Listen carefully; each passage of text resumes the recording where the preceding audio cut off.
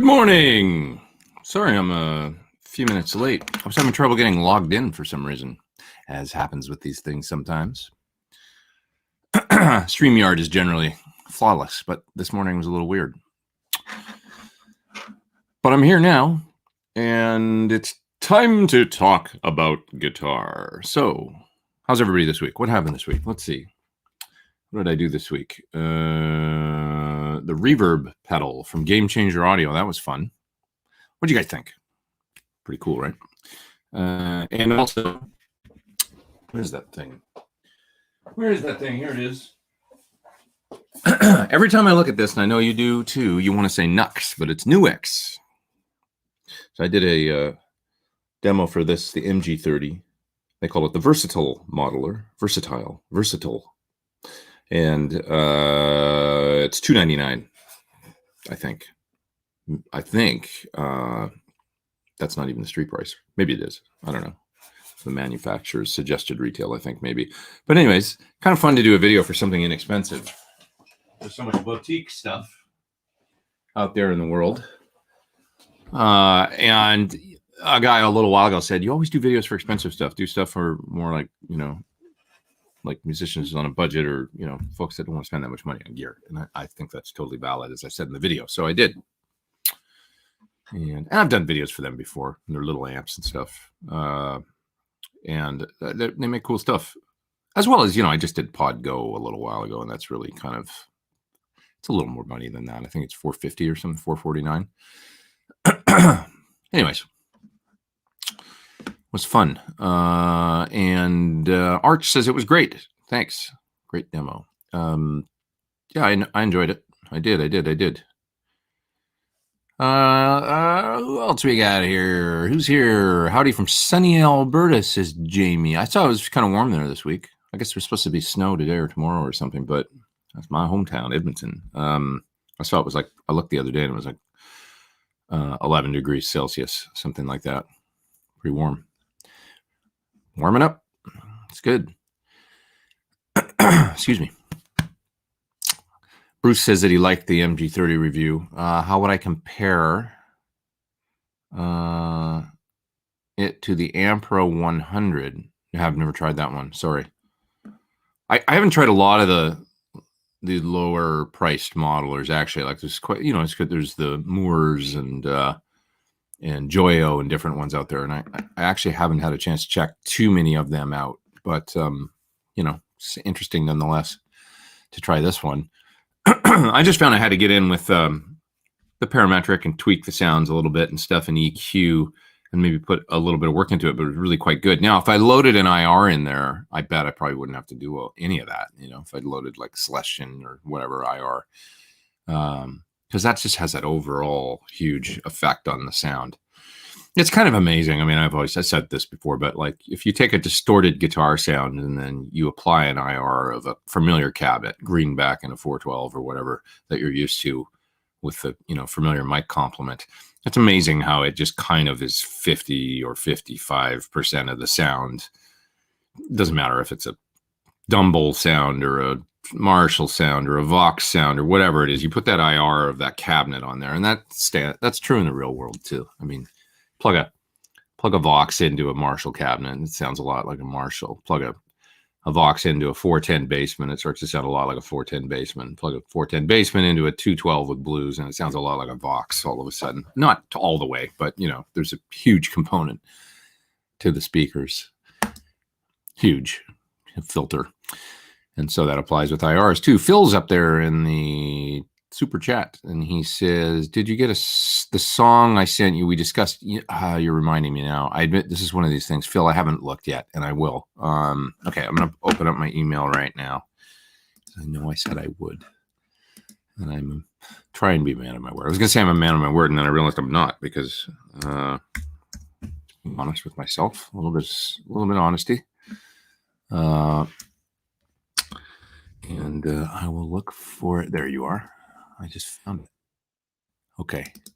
There it is. Your email's open now on my desk. So when I get a minute here, I'm going to look later today. I promise. Thanks for reminding me. My email's insane. I mean, I'm sure you guys are there's probably a fair percentage of you out there that are as disorganized as me, but there's probably quite a few that are so much better than me with like different emails going to different places and ones you use for kind of more spammy stuff.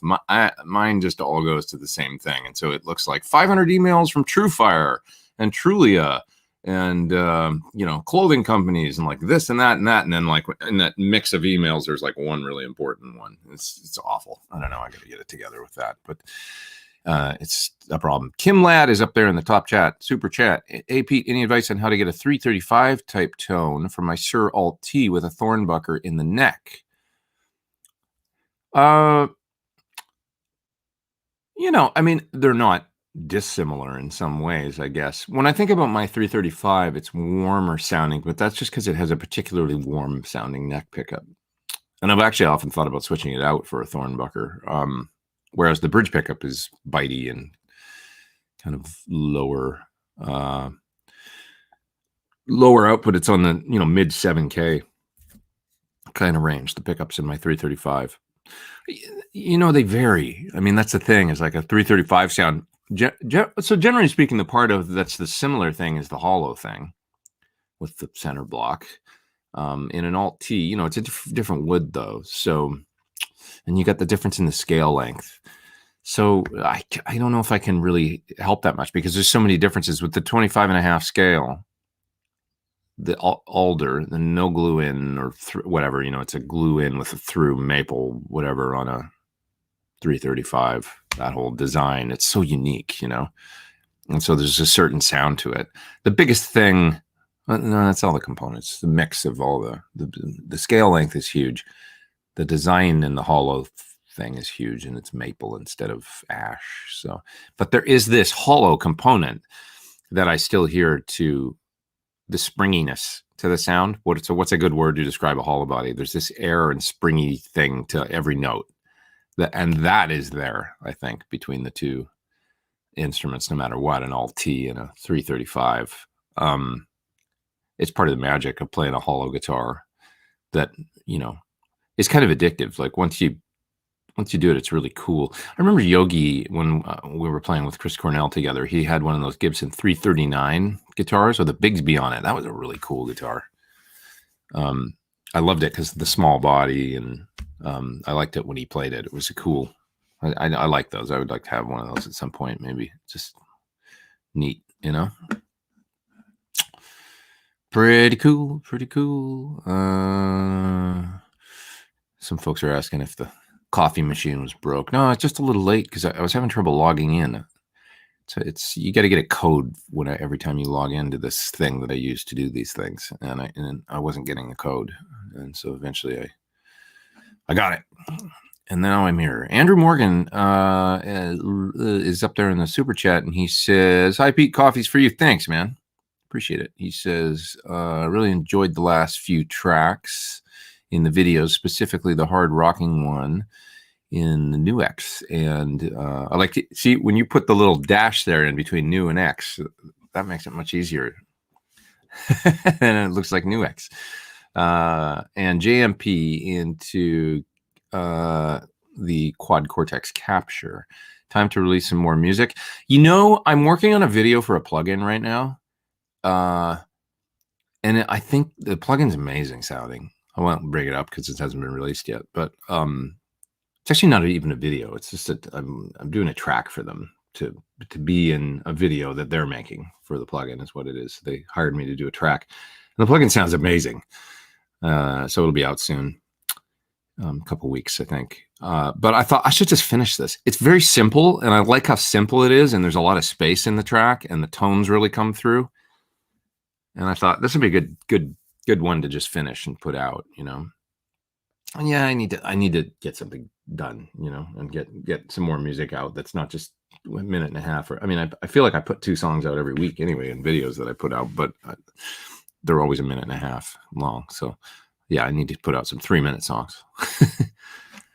So, I was talking to somebody this week about that and about just devoting the time because, you can get lost in work. And I'm lucky because I have a lot of work. With the video thing is never ending. It seems, I hope it doesn't end, but it's the work is there. There's always somebody with a new pedal and stuff, and they would like a video, and that's just part of the thing these days. So that work, if I just is always there, which is amazing. But if I don't take the time to, because no matter what, even a minute and a half track plus making a video and all the stuff you got to do to edit a video, that will take your work week.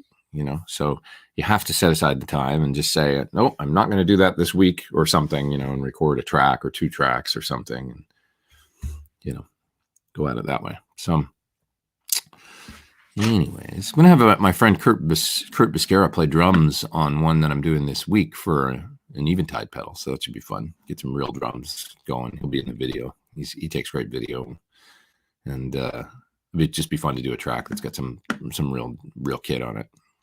Pretty cool. So, all right, let's go down to the bottom of the chat here and see what you guys are talking about. When are you going to play Guitar Sanctuary in Dallas, Texas? They are open. Well,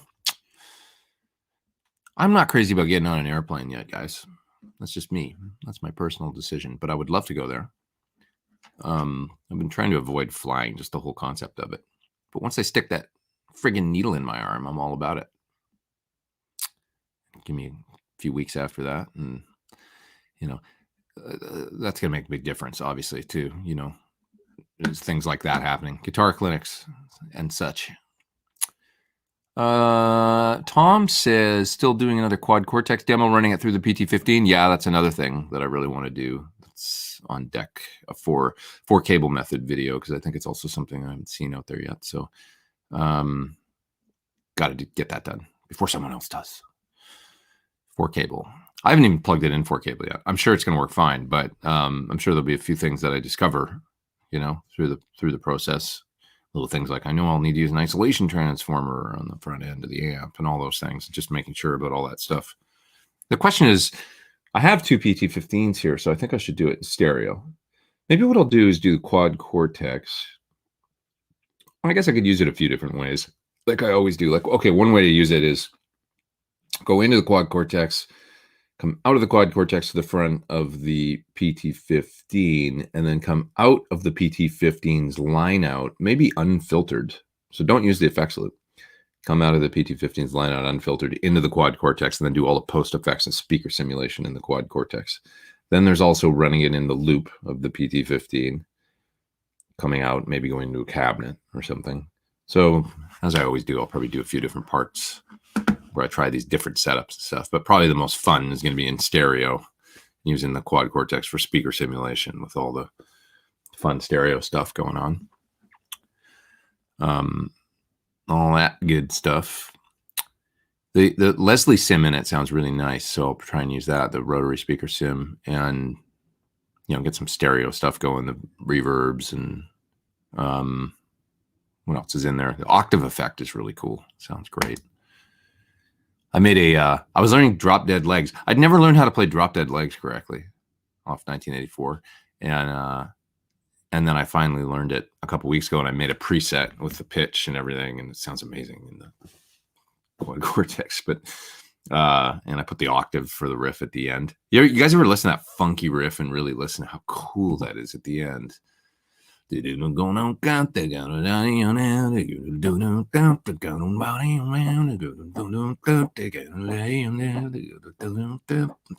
cool. I don't know. He's just so in the pocket.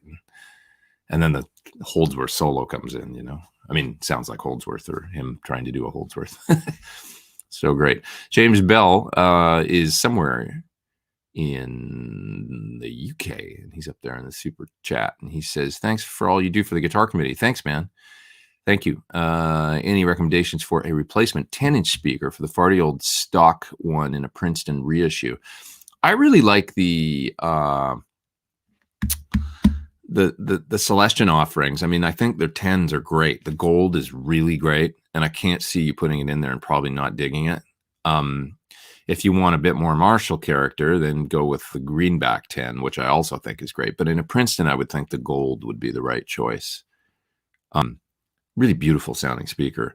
It's funny, I was talking to last week when Richard was on, and I was asking him about, because he was talking about how good Celestions sound when you put them in some, 12s, I think, specifically in some Fender combos. But then for 10s, he really liked the original kind of whatever I think they were Jensen's or something that came in like a 410 Bassman. But he's a hardcore, aficionado of those Tweed amps, so he's got a good knowledge about it, like way more knowledge than I have about the tones between the different ones and everything, because he actually owns them. And I don't, So I sort of think, I have like a pretty good idea of the difference between 410 Bassman and Tweed Deluxe, and then, but like there's all these other, like for instance, I'm not hip to low power Tweed Twin versus high power Tweed Twin, and that's a whole thing, and I don't know anything about it. This would be a question for Joe Bonamassa or for Keith Richards or somebody that knows that uses those amps as a primary kind of thing. But anyway, I digress. Way off the subject. 10-inch speaker. I think the Celestion 10s are great. Want more Marshall, go the Greenback 10. I've got it in one cabinet. I think it's great. And then the Gold is a really beautiful sounding 10-inch speaker as well. In a 12 as well. One of the cooler speakers they make. Alnico Gold 12, as well as the Alnico Cream. We talked about that a little bit last week, and he was talking about how good that thing is. And I think it's great too. What else are you guys talking about? Mark says I rock. Thanks, Mark. I appreciate it.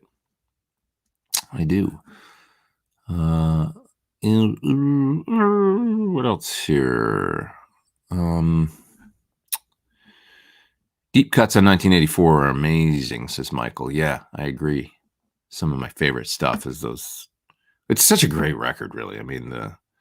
The I guess musical freedom of, they finally got House of Pain on a record because that had been around way before they got signed. But where it goes in the bridge and the solo is unique and amazing, I love those weird, how they go from one part to another in Van Halen, and sometimes with completely different rhythms, and how it goes fast at the end and of that tune. And Girl Gone Bad too is like, I don't know. That song is incredible, actually. If you listen to the groove of the guitar and the drums is just like, there's not too many other perfect examples of like how intricate it is, but it's still groovy and it's so fast and like, like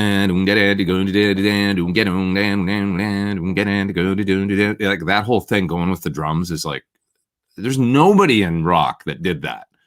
This is when if anybody's like, oh, Van Halen, and all those other bands. No, man, nobody did that.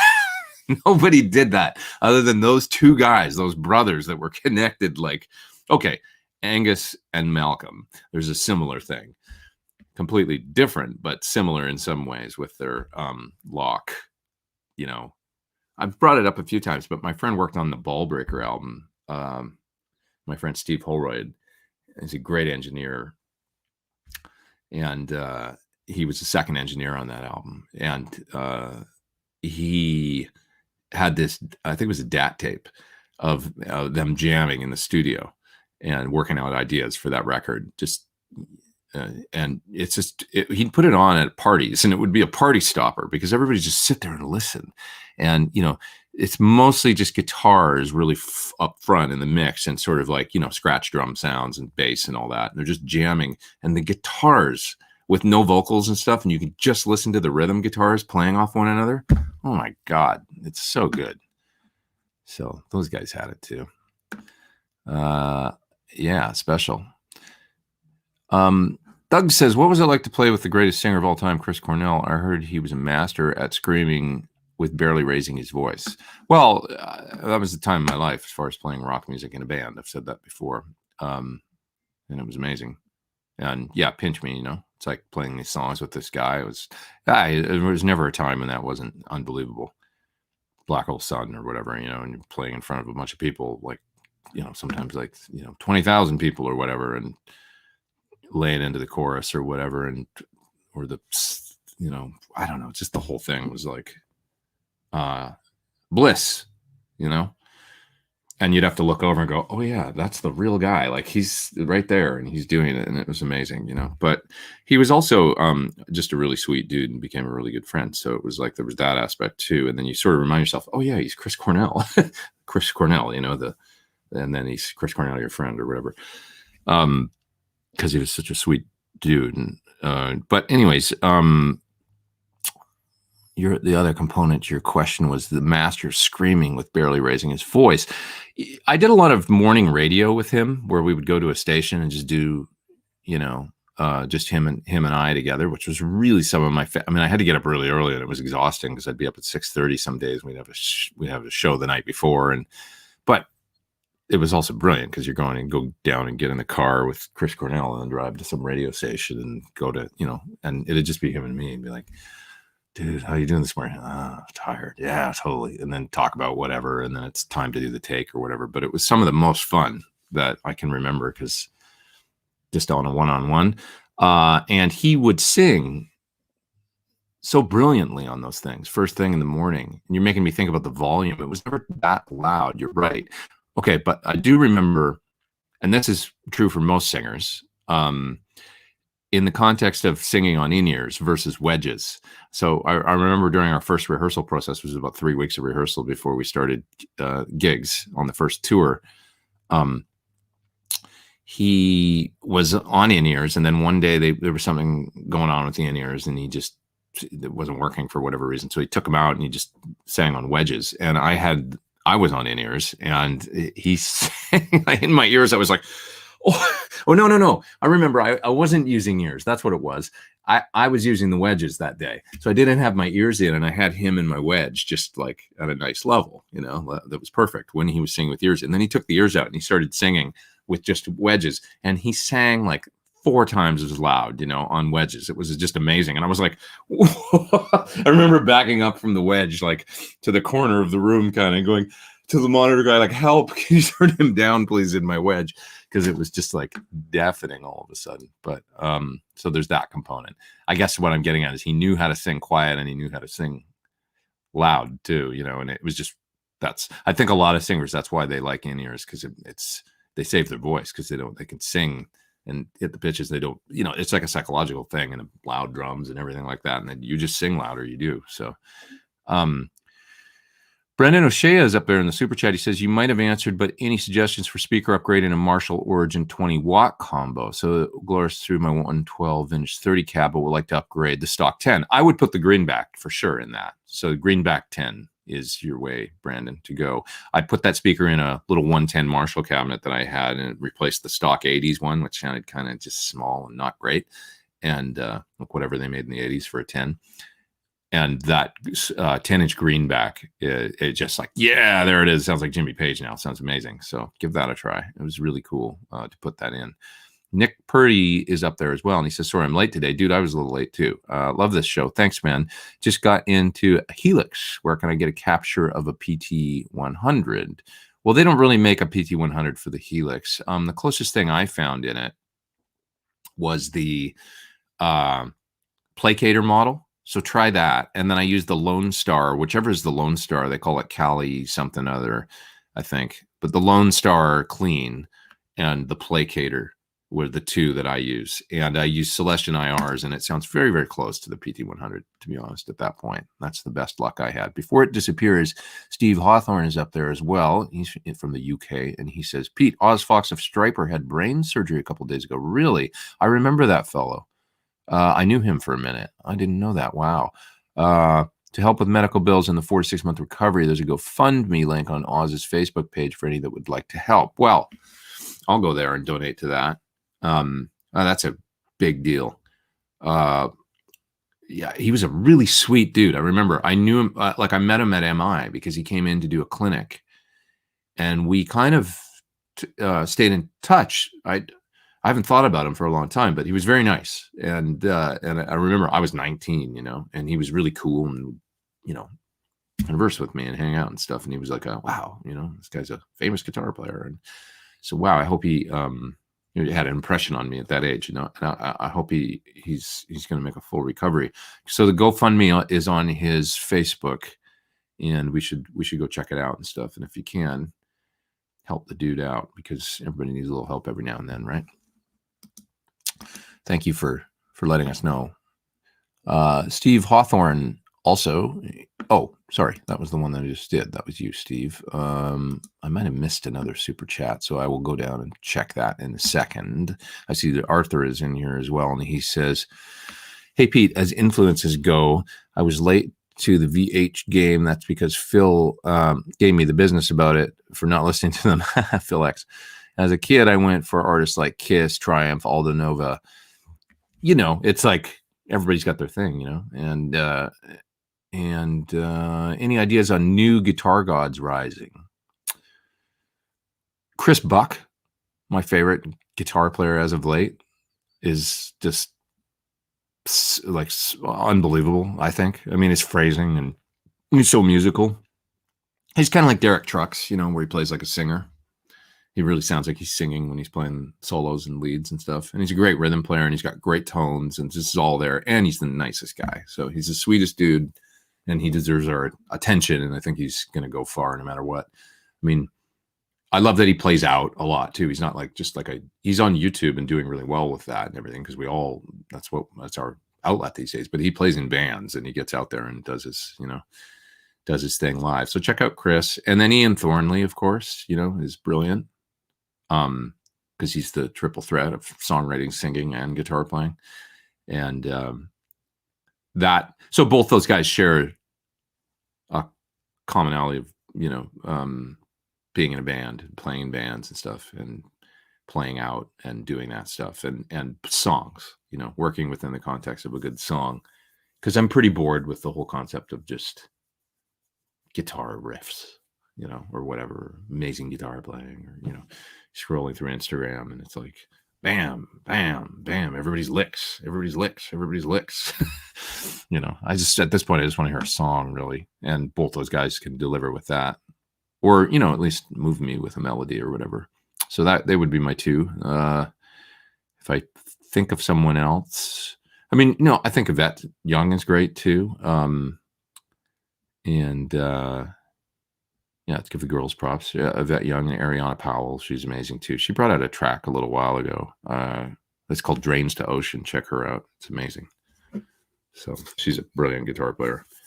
And she can write songs and sing too. And I can't wait till she gets that out there, because she's special, really good.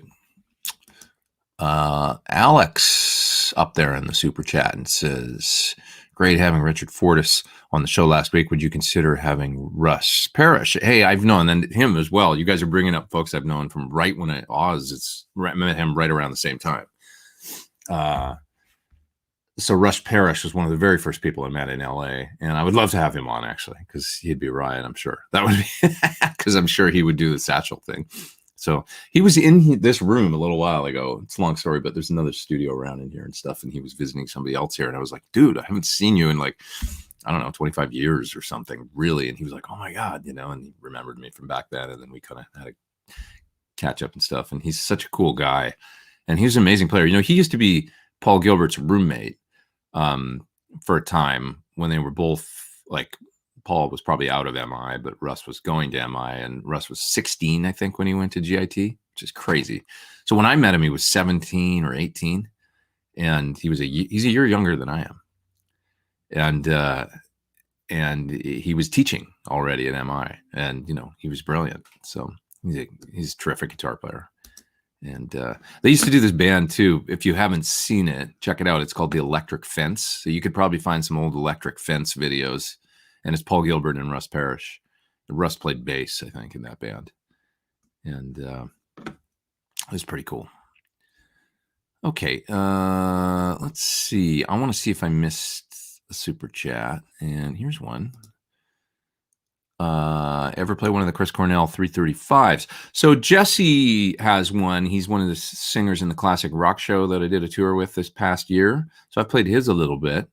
And other than that, I've only played Chris's. So I think around the time he brought him out, or maybe before they came out, I remember he had a place here in LA, and I went over, and he had two of them, and we sat there in his little studio, you know, and bedroom studios, sitting there on the bed, like playing his, oh yeah, let me check out that one. We just passed the guitars around for a few minutes. So that's the only time.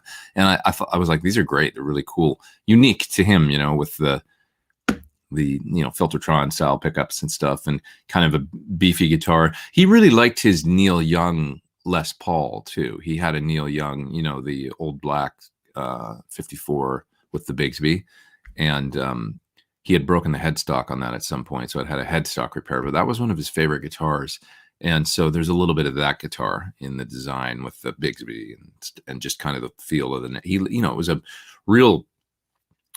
Felt like a like a real, like not a dainty guitar. I don't know how else to describe it, but the size of the neck, and I don't know if it was a really big neck, but I just remembered it. Maybe if you put a Bigsby on anything, it's got this weight to it, and it was cool. It's a unique instrument for sure, and with the kind of the olive drab finish and all that, it's pretty neat. Yeah. Okay. Let me see if I missed anything else here in the chat. It's not behaving. It's not going back any further. So I hope I didn't miss anybody. So I'll get to the ones that are up there now. Sorry, you're coming in quick here. Thank you guys. Appreciate it. Warm Chord Music says, just grabbed a Chandler TG2 to start my 500 series rack. That's a good choice. What's another 500 series pre you suggest for high gain guitar recording? For a great deal, I'll tell you, I love the Maris 500 series pre. It's called the Maris 400 or something, I think. MERIS. It's got a effects loop in it. So it's an API style circuit as far as I know. And it's got an effects loop in it. So you can plug pedal level effects in, which means like on a vocal, you could put a fuzz or something. God, I just missed some more chats. I'm going to go down to the bottom here and find the ones I missed. So that's really cool. And it's API style pre, which is one of my favorites.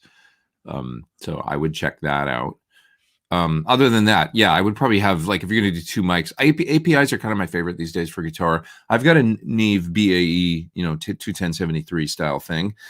And I switched from that back to my APIs that I've had. It was my first good mic pre that I bought in like 2006. And I'm back on that again. It's basically 312 style pre's.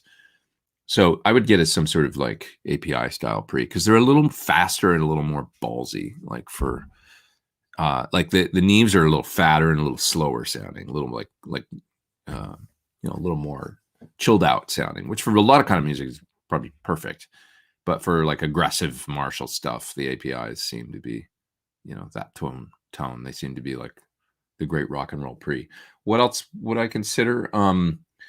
I've got a 560A in there, which is just a DBX, inexpensive, really, DBX compressor. That's just your standard, I guess it's VCA style compression, right? Which is nice to use on bass and stuff sometimes. But to be honest, I would probably just get some APIs or something and put them in there, and then maybe an EQ would be nice. It would be nice to have, a couple of 1073 EQs with the API pre's. That would be nice. Now we're talking about big bucks, though. But it'd be nice to be able to EQ a little bit. The mic's on the way to tape now, to my interface for recording, So, yeah, I would probably look at some different EQs, but that's my recommendation. Who else we got here? We got Corey, and he says, I have an Agnator with the G12H 30 watt. Would you recommend the Alico Cream as a good replacement? Yeah, I mean, it's going to be a little friendlier, I think. G12H is cool. And G12H, generally speaking, as a single speaker, can be a good thing.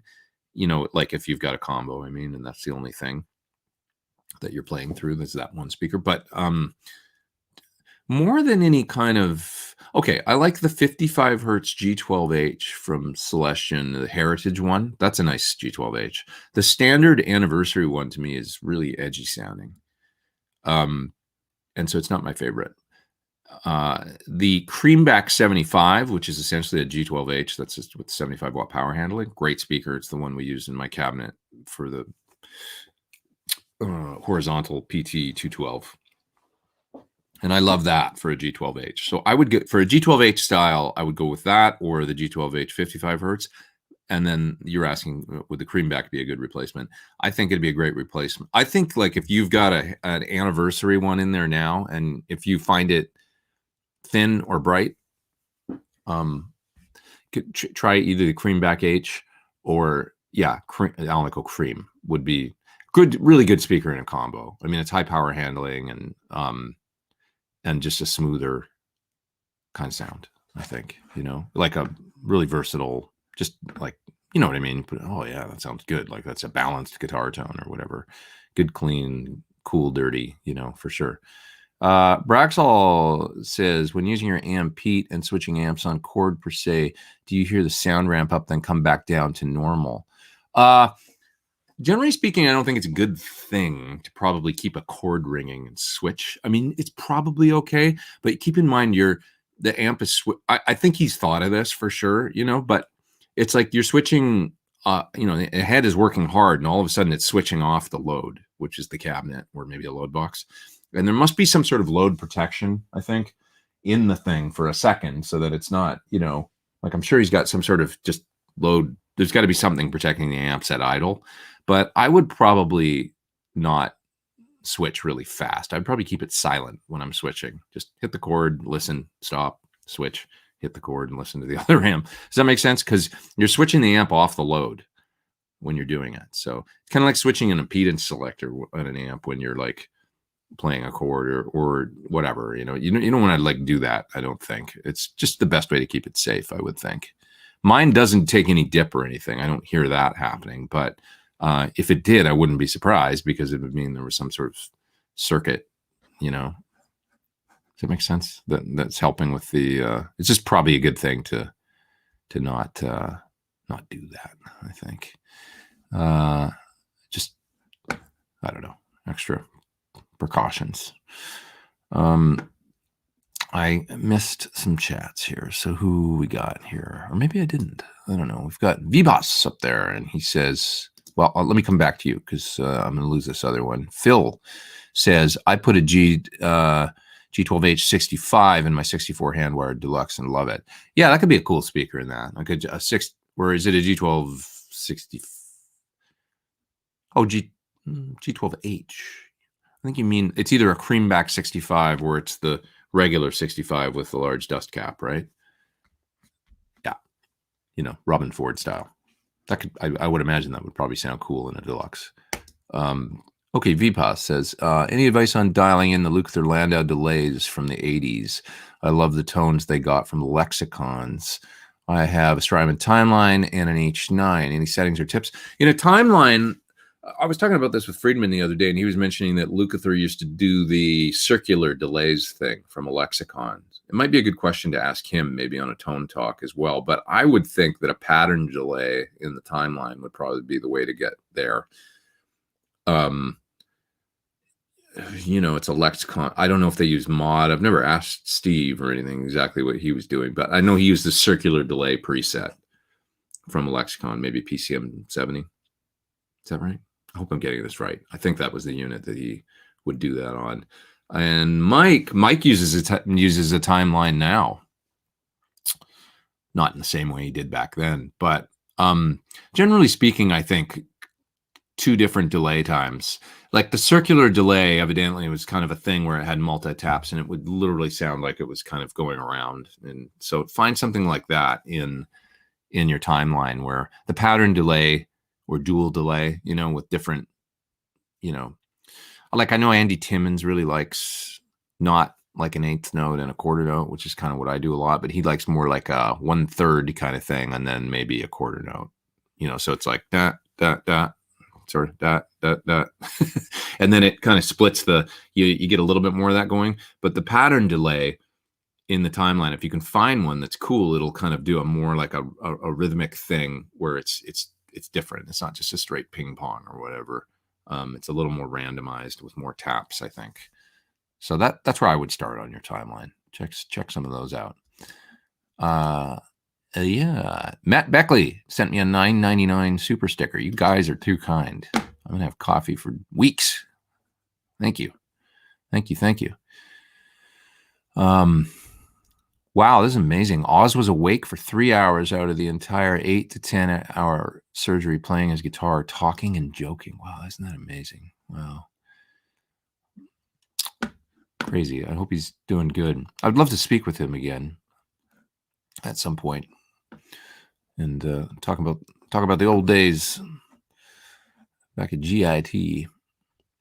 Let's see. Here's a question from Andy Rex, the cams. Does your pedal switcher switch the channels on your amp via MIDI or closed contact switching? It'll do. It's a great question because my 2 amps have PT15 doesn't have MIDI. It's one of the things we decided not put on. We just put a traditional TRS foot switch jack on it. My PT100 does have MIDI, and the way that I have my pedal boards set up, my presets directly track between the two. So I can literally take one of the 1/4-inch TRS relay switching jacks out of my Musicom Lab switcher, plug it into my PT15, and all my presets switch correctly. Or I plug in the MIDI cable and go to the PT100 and all my presets switch correctly. So it does both is the answer. And I'm a fan of both ways. If you've got a good switcher, like the Musicom Mark V, you can do these things and it'll work perfectly, either way. So yeah. Let's see here. Let's see. I guess Tone Talk is here. What's up, man? How you doing? And any chance of a part 2 on your rack gear with Michael Nielsen? I watched a little bit of that. Man, the other fellow, I'm forgetting his name, that was on was amazing. His collection of gear. But yeah, that was a fun geek out for sure. The Tone Talk rack gear episode was awesome. Vincent's up there in the super chat, and he sent me coffee money. Thank you, my friend. I appreciate it. Sean N is up there as well. He says, any concern with 100-watt amp with Sir reactive load or UA aux? Would like a high watt, but need to load it down. Enjoy some coffee on me. I don't think so, is the answer. A load, I always say,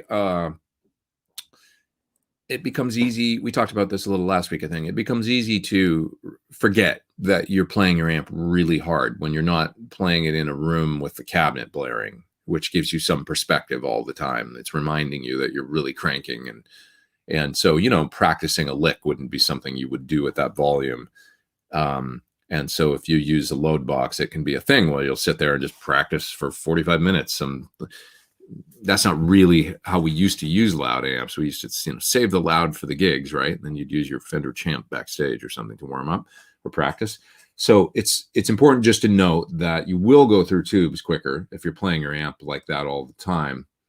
And you may have failures of things like, if a tube goes and takes out a resistor or something, a tube socket arcs, or so these things that happen when you run the thing like super hard all the time. But that's just natural wear and tear. And I generally speaking, I trust it's a general statement here, but I do trust the load boxes, the Sir being my absolute favorite especially for what you're talking about. I think it's the safest, for the high volume, running a loud amp hard, and it's way overrated. So you're not going to have an issue, I don't think, with any kind of, other than what I'm saying, which is like it's like running a car like really hard, and you're going to get wear and tear, and it'll be normal kind of wear and tear, but they're absolutely safe. Your amp thinks it's plugged into a cabinet when it's plugged into a reactive load. Richard Garcia is up there in the super chat, and he says, I'm thinking about getting a wood pickguard on my Sir Classic, first just for looks, but now wondering if it would affect tone. I don't think so. Yeah, I don't think it'll affect the tone at all. No. I think you're good if you want to give it a try. Phil up there as well, and he says, right, Pete, it's the Robin Ford speaker. Robin recommended it back to the G1265 in a deluxe reverb. That's cool. Yeah. Well, I nailed it, didn't I? Yeah, that's the kind of speaker of choice these days of folks for the Dumble-y thing, I think, in many ways. Dumble players seem to either go, or Dumble-style amp players go a couple different ways. I mean, there's like more like an EV kind of way to go, or the 65, the Celestion 65. And I would think that would work great in a deluxe, generally speaking. Are vintage capacitors available anywhere? Says one Firebird. I don't know. That's a good question. That'd be a good question for somebody like, High Test, or like one of these vintage tube dealers. That's where I would look, like NOS tube dealers, and ask them, do you guys have any vintage parts, like any kind of, I don't know that it's like I mean, it's kind of cool, but I mean, honestly, those, the Sozos got, like, they were always pretty cool, I think, but then they did the new, more sort of authentic old school caps, and they're pretty damn cool, I think. That's what that Germino is. outfitted with. But I'm not an expert. I know Sir is a fan of the Mallorys, just the Mallory sort of whatever box caps or whatever. He thinks they sound really good and that they spec out really similar to, basically he's like, whatever, it doesn't make any difference. That's kind of his feel, I think, generally speaking, except in certain spots, there's like, I know I'm not an amp guy, once again, a tech, but these amp guys, they're like, oh, if you use a silver mica in this spot, it's kind of special. And I know most guys agree with that there's like there is a tone to that particular cap in a certain position that can be good, but they can also fail and all these concerns, the G12. Okay. Here's a few other, there's Stephen Turner. Thanks for all you do. Thank you, man. I appreciate that. Thank you. Thank you for being here. And is it okay to use a 16 ohm Captor X with an 8 ohm Princeton? Yeah. No risk. That one-way mismatch of the load being 16 ohm and the amp being 8, you're fine. You will probably notice the amp breaks up a little sooner and sounds a little different. That's the only thing. So no big deal. It's just a slightly different sound. But yeah, I would have no reservations about that. Honestly. Alex B, it's the other way you kind of need to worry about. And even then, it can be, but like if you've got an 8 ohm amp and a 4 ohm hot plate or something, wouldn't do that. Alex B says, I know you did an Atomic CLR video, but thoughts on using 2 of them at home as monitors versus smaller traditional near field monitors. To be honest, I was shocked how close they sort of sounded to my Atom studio monitors. That's the one full range cabinet that I was like, this thing sounds like very hi-fi and like, or not hi-fi, but like a studio monitor, like a balanced. There's no extra low end thump or anything like that in it. To me, it was like a very like shockingly clear kind of, And I remember telling them like, you guys should like screw the guitar market. You guys this should be pro audio. Like it's a much bigger market, and so like these are amazing sounding monitors for just the clarity in the was pretty incredible on those speakers. So I think they're pretty excellent. And did I miss anyone else here? Here's one. Yes. Stan Muso. I'm getting better at this and not missing these. After 160 shows, you would think that should be the case. Would the G12H 75 Creamback be an improvement over a very brittle and harsh V30 in a Hot Rod Deluxe? Yeah.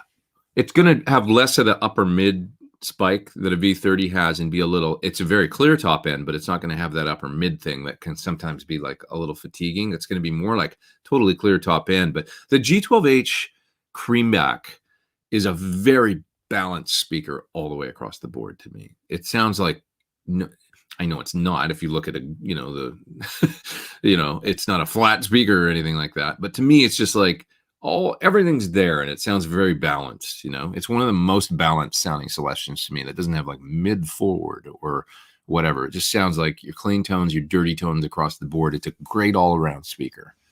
And I would think if you find a V30 spiky, yes, because I'm thinking about my own times when I've directly AB'd them in a cabinet, like when we were coming up with the cab for the PT15 and the PT100. The H30 was the one that sounded really balanced to me, where a V30 could be a little like, or even the 112. When we were going to do the 112 for the PT15, I was kind of thinking V30 because they're easy to get. And it's like, we didn't have, there's a thing where, you order speakers if you're an amp manufacturer and you get a whole bunch of them. You have to order a certain amount, like a pallet or whatever of speakers. And so it's a thing and in a certain ohms. So, they want an 8 ohm cabinet. So like in 412s, it's, I guess you get, what is it again? I can't remember. See, I should know this, but like if you want a 16 ohm 412, you get 16 ohm speakers. If you want an 8 ohm 412, you get 8 ohms. I can't even remember. But anyways, the point being, it was going to cost money because for the 112 for the PT15, the matching 112, to not go with V30s because Sir had a bunch of V30s in stock. And it was like, can we just use a V30 in the cabinet? I was like, yeah, a V30 is a great all-round sort of standard speaker. And I thought that'll work fine, but maybe I should come listen to it just to make sure. So I went out there and in the 112, we listened to the V30 and I was like, Okay, yeah, that's cool. Can I hear it with the G12H75, the greenback? And we did that, and everybody was kind of like, "Oh," and I was like, "Oh, it sounds better. Like it just sounds better in that cabinet with my amp. It sounded like we got to go with this. It's smoother sounding for sure, but yet clear. So you're going to notice the same thing, I think, especially in a 112. Now, I think yours is a hot rod, so it's a open back, so it's a little different. But I bet you feel the same way. I don't know. I hope you do. Hope I don't steer you the wrong way. Always. I hope I don't steer you the wrong way. Did I miss any of these chatties? I don't think I did. But super confused now. Is there a G1265 and a G12H65? No. G1265 is the speaker he was referring to. There's no G12H65. There's a G12M65 creamback. All this nomenclature can get confusing. I know. I still get confused. Like, oh yeah, what are we talking about? The Alnico creamback, or the Alnico cream, or are we talking about the creamback? And which creamback? And it can get a little crazy. You missed my super chat, says Simon. Okay, Simon, I'm gonna find I just saw that, and I'm gonna find your name. I'm gonna find your super chat. Where are you, Simon? Simon, if you're listening. Oh, Holly's here. What's up, Holly? How you doing? Look at her. There she is. Thanks, Holly. Let's see. I'm looking for the one I missed. There he is. Sorry, Simon. I'm here. I've got you. Talk about guitar gods, you say. I've been drooling over Doug Rappaport's playing for a couple months. He's amazing, man. Have you ever met him or gigged with him? He's a very nice guy. We've met a couple times, and I've never gigged with him.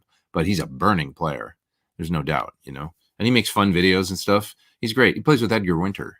And yeah, he's a ripping guitar player for sure. I'm not sure who else he's played with, actually. I don't know that much of his history, but really, I totally agree. He's a fantastic guitar player. Braxall. Thank you, sir. Into super duper chat. Thank you, good man. All right, let's see. What else have we got here? Tim Pierce likes Neves, says Tom. I believe he does. He uses Neves 1073 style. And for Tim's sound, they're perfect. Like, especially for that, like if you're doing a smoother kind of like an all-round kind of pre that's not like hard rock, like the Neves style pre's are fantastic. We've got 600 people online. We hit 600. Great to have you all here.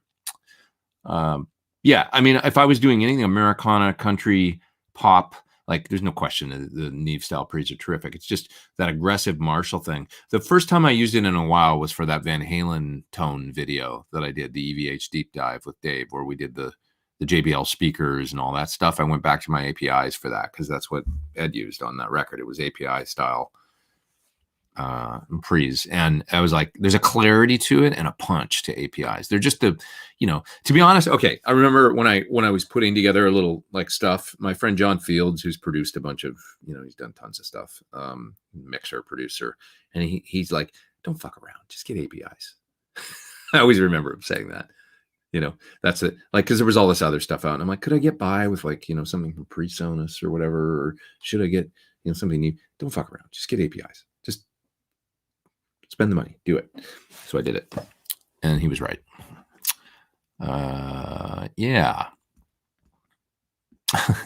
Sometimes, he was a man of few words. And, Arthur says to Holly, oh yeah, he says, I love your Beach Boys cover. If you folks haven't checked it out, go listen to Holly's new song, because I played the solo on it, and I'm very proud of it, and I'm proud of her because the song was amazing.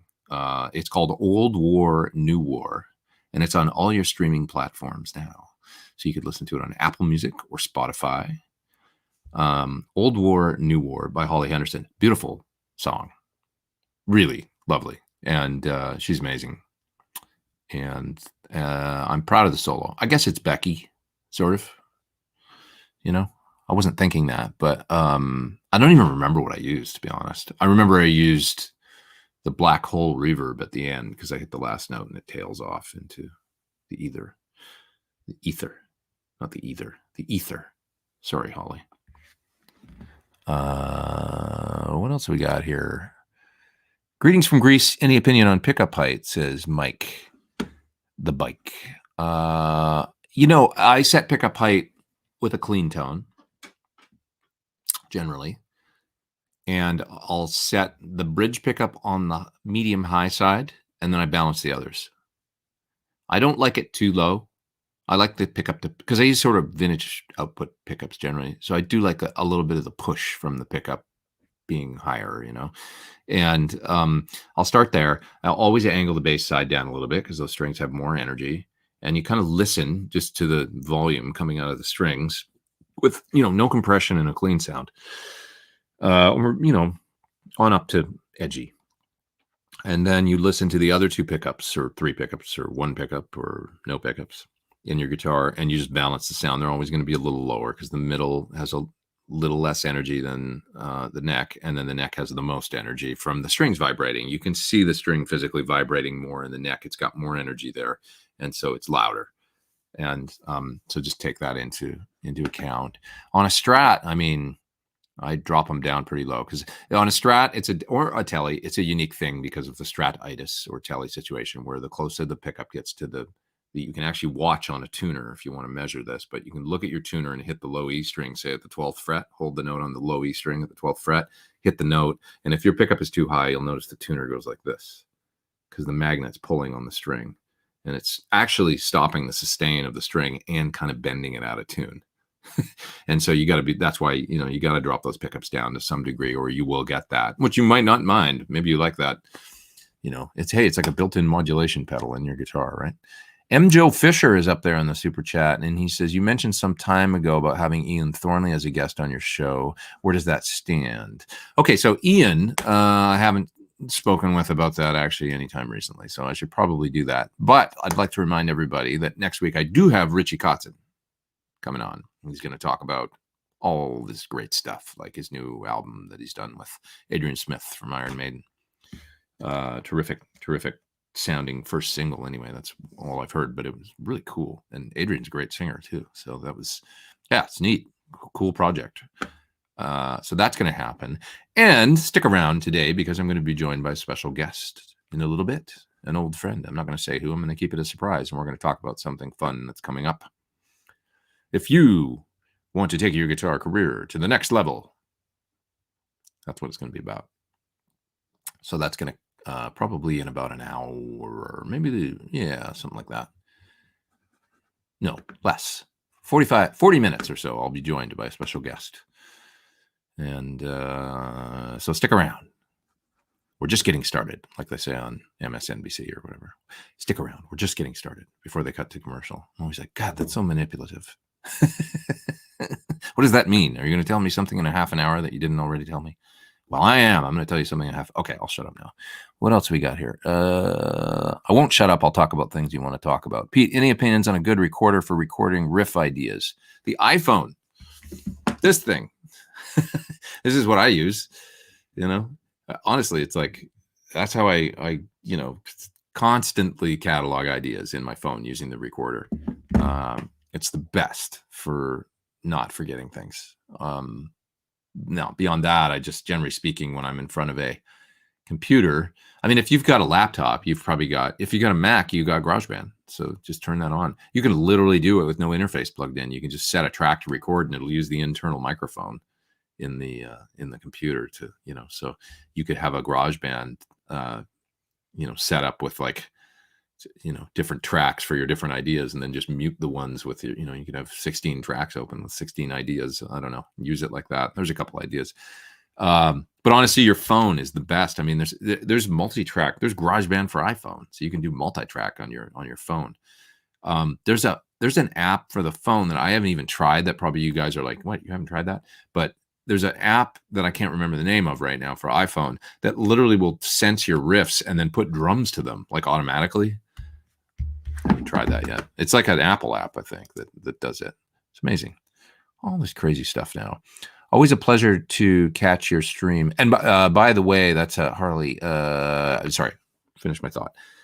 What was I going to say? By the way, of course, for Android and everything, there will be a similar. Every phone's got to have a recorder these days, right? Thank you, says Harley. When are you going to get your buddy Steve Stevens on here? Well, he did do my EVH tribute a little while ago, and I'd love to have him on again too. But that was about 10 shows ago, I think, that he was on. It'd be great to have him another time, So I would totally consider doing that again for sure. Yeah. Who else we got here? We got JD Analog. I saw your email, and I'm sorry I haven't hit you back yet. Once again, just the crazy. Oh, you say send it to Gmail. Just resent the email to your. I thought I saw your email, but maybe it was someone else. Anyways, Tone of the Gods. No, I did get an email from you. I remember, like yesterday or something. I will get back to you. I promise, Mr. JD. I promise. I promise. I promise. You're in New Zealand. How interesting. Everything good down there, right? You guys are all open, having a good time. Rock shows, the whole 9 yards. No problems. Tell us about that. Please comment. Give us the feedback on what it's like down there. Butch Ryder in the super duper chat, just saying hello. Thanks, man. I appreciate it. I do. And Scott Gaylor as well in the super chat, just saying hello. You guys are too kind. You guys are. I'm gonna buy so much coffee. It's gonna be fantastic. Let's see. Usually you're the one auditioning being chosen to play for someone, so you might be able to help, says Sergio. We're looking for a second guitar player. We narrowed down the list to 2 candidates. They're both equally good, motivated, and nice people. Some advice on how to choose or what to pay attention to. God, man, that's tough. Do a callback. Play with them again. Throw another song at them. Can they sing? One of them a singer. Big thing. It's always great to have another singer in the band. Maybe say, hey, can you learn this tune that's got background vocals? See which one sings better. I don't know. It's a tough. These things are, that's a quality problem there. Which person to go with. So, but those would be some things. Go out for lunch, hang out, with them, and get a feel for like if they talk too much, like me, or if they, just get a feel for them as a person, or that kind of thing. Since we're talking about guests, any chance you'll have Vito Bratta on? Do you still have any of his mail? I don't have any of his mail. I don't know where that guy is anymore. I've told stories before about Vito, how he lived in the apartment building. I was a big fan back in the day, and he lived in the same apartment building as me when I got to LA. And I got a piece of his mail once, and I brought it over to him, and he wasn't very nice. He yelled at me. What do you want? Like at the door. And I was like, I have a piece of your mail. And he opened the door. Oh, thanks. Whatever. I'm sure he was just having a bad day. Fight with his girlfriend or something on the phone. Who knows? Not everybody has not everybody has it together all the time. None of us do, right? When are we going to hear that Germino? Well, I do use it. I should use it specifically for something, I guess, and then you guys can really hear what it does, I guess. But it's definitely got me thinking about some different things. I won't say more than that, but what's this question here from DW? Do you think Rangemasters pedals works better with Brit style or American style amps? Well, I wouldn't say it's either or. I would say it's dark amps. A Rangemaster, generally speaking, is going to work great to wake up a dark amp. So if you've got a Fender with no bright cap, like for example, actually, for a Fender, my little Princeton Reverb is kind of on the dark side. It's the dark side. Wasn't that a Beaver Brown? What was that guy's name? Beaver Brown Band? James on the dark side. Remember from the 80s? Kind of Bruce Springsteen track from. Never mind. AC30 on the normal channel is a no-brainer. That's Brian May tone or Roy Gallagher. A Marshall on the darker channel is Judas Priest with a Rangemaster, right? So anything that's and a Fender with no bright cap, certainly, because it'll be ice picky with a Rangemaster like crazy.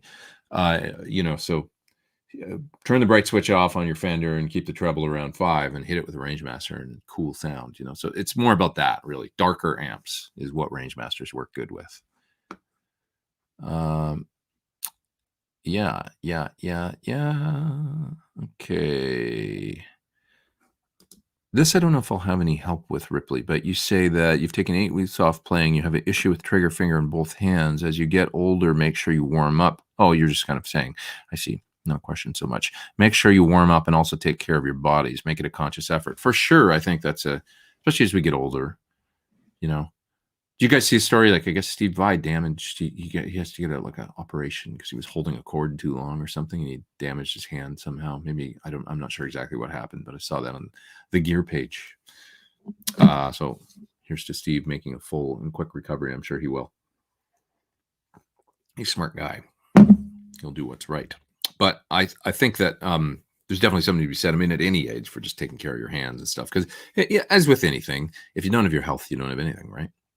So it's amazing how a health problem can derail your whole life, whatever it is. And it doesn't even have to be with your hands. It could be anything. So try and take care of yourselves out there, folks. Corey, well, not, live your life, have fun, but take care of yourselves. Corey says, thanks for your advice.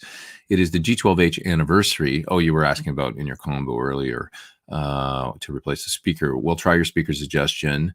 Playing Synergy Diesel and Morgan AC modules through it. Oh, okay. Yeah, I think like the G12H Creamback 75 would be a nice switch. It's going to sound a little fuller and a little more balanced, I think. I hope I'm not wrong.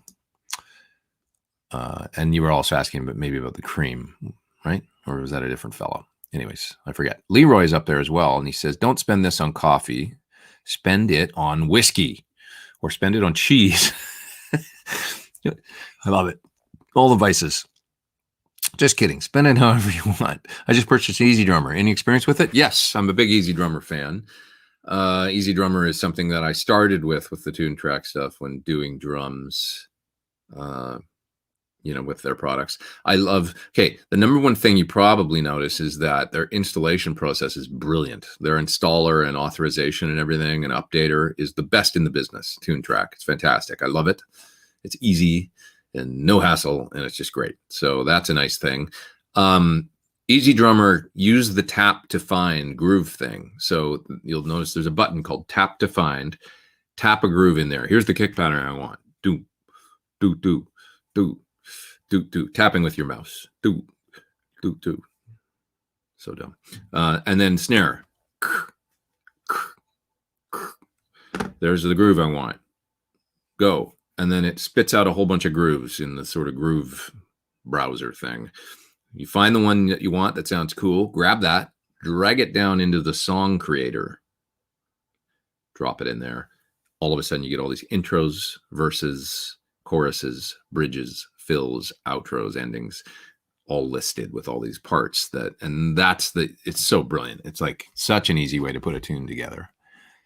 I'm so into it. I've spent at this point like quite a bit of money. Actually, I bought the Bob Rock, the Progressive Foundry, and the Metal Foundry expansion packages for Superior Drummer.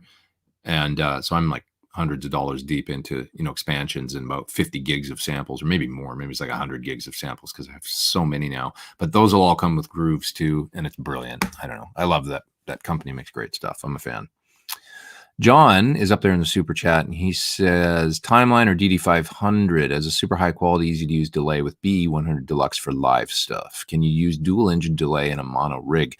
You can, but it'll just default to mono. So if you've got an eighth and a quarter or whatever, it'll just be like an eighth. It'll sound like, because it'll be the same delay it just sums them. So DD500 or Timeline. I like them both, to be honest.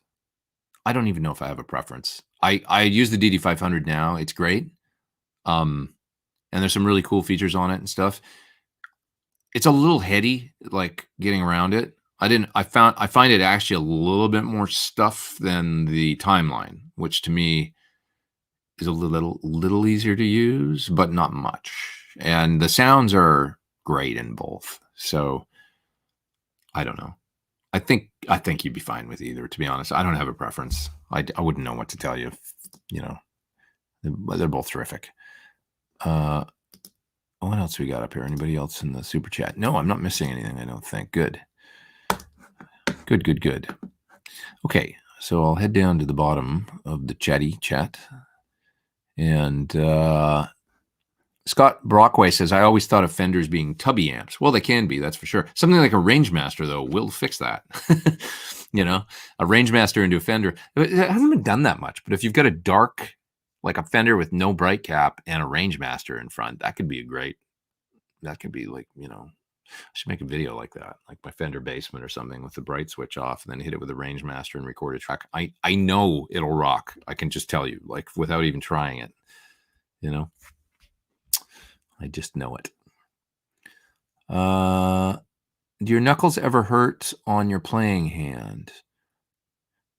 This hand, the left hand, used to hurt more on this hand, but that was when I discovered I have a thyroid thing, like underactive thyroid, really common problem. That's how I thought I was maybe getting arthritis, and my knuckles were getting actually swollen and stuff. And I remember my mom had that, and so I was getting worried I had arthritis. Went and had some tests done, and they said, no, you don't have any arthritis, but your thyroid's a little whack, so you should get that looked at. And so I did, and getting on thyroid medication solved that for me. Like, solved a lot of problems with my hands, to be honest. I almost had like fibromyalgia kind of stuff, where it was like my hands seemed kind of weak and like weird, like, I don't know, like, not like there was nerve stuff, like little tingling, and this knuckle thing where they'd swell in the morning and be really, and that kind of still happens a little bit, but it's way better than it was like 8 years ago. So the body's crazy, it's like all a balance thing. And the thyroid being this master gland for everything that controls metabolism and everything. For those out there that have never had it checked, if you feel like you're slowing down, or you got dry skin or dry hair, or like you like fibromyalgia kind of stuff, unexplained, like maybe even some brain fog stuff, just get a routine blood test and have your thyroid checked, and make sure that you don't have Hashimoto's or underactive thyroid, because that's what I had, and it was kind of amazing to get it fixed. Like, just through, I have to take, unfortunately, I got to take medicine every day. There's people that I know that actually did it like a keto diet, no sugar kind of thing, and they completely changed. Also, weight gain, that's the other thing that you can get. But I did it. I took the pill, and I just do that every day, and I've been great ever since. I mean, it's major, I would say fairly major change, pretty profound. And so that's one thing that I mean, obviously all kinds of things can happen, but that's just my personal experience. That Ed's is up in the top chat, and he says, how do you control temperature and humidity in your studio? I see cinder block and wall behind you. No problems leaving your guitars out. I don't worry about it. I've never worried about humidity. I mean, it's dry in LA. It's a desert, basically, but I don't think about it. I don't have a ton of acoustics. I just have a few, and I've had little problems where, like, oh, you got a crack in the top there of your acoustic or whatever. But other than that, I mean, I've never over the years had any issues. That I've got a temperature in here is just, it's not very efficient. I've got one vent, and it's not great, but it's kind of amazing. This room stays pretty cool in the summer, and it's in the winter it can get cold, but I've got a little space heater that I'll turn on for 4 minutes, and then it's like hot in here because it's not that big of a room. So I got one of those little Vornado space heaters. I'll just kick on when it's, if the regular air isn't enough, just because the rest of the building is not very balanced. So like, while another room can be like really cold when the AC is on, my room will be like still hot, and that kind of sucks. Anyway, long story short, it stays relatively cool, and I just kind of put up with it. It's not a big deal in the summer, and then in the winter, I'll just kick on the space heater for a few minutes, and then I'm fine. Doesn't bother me at all. Matthew Kennedy is up there in the super chat, and he says, I've been off social media for a year, and it's been super beneficial for my mental health. Wow, that's interesting. But it doesn't seem sustainable since I have to promote myself and my music. Have you ever dealt with anything similar? That's a profound topic and a great question. I think just taking breaks and knowing that there's this pressure to keep up, and I feel it because I do YouTube and I do Instagram, and it's part of my business and all that. And it's like knowing that it's okay to just let people, like, taking a break, taking a breather, I'll see you in a few days or whatever, and you can just put that up, and everybody knows that is a good thing. So like, your folks will be like, yeah, man, like, everybody's supportive of that. When I see that, I'm always like, do what you need to do to feel good.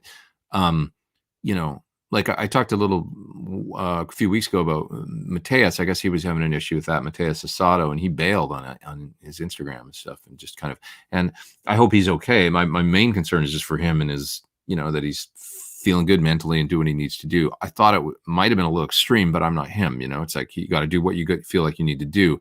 But I felt like it's okay to just stop. Like, just take a go. I'm taking 2 months off, and I'm not gonna. And then when you come back, your people will be like, "Oh my God, you're back!" Because they're like, it's okay to do that stuff, to take a break and get away from it. So just do what you need to do. Like I was saying, like he could, just post pictures of cats for the next. Hey guys, I'm only going to post cats for the next month. I don't think you'll lose followers. It's just you might not gain any,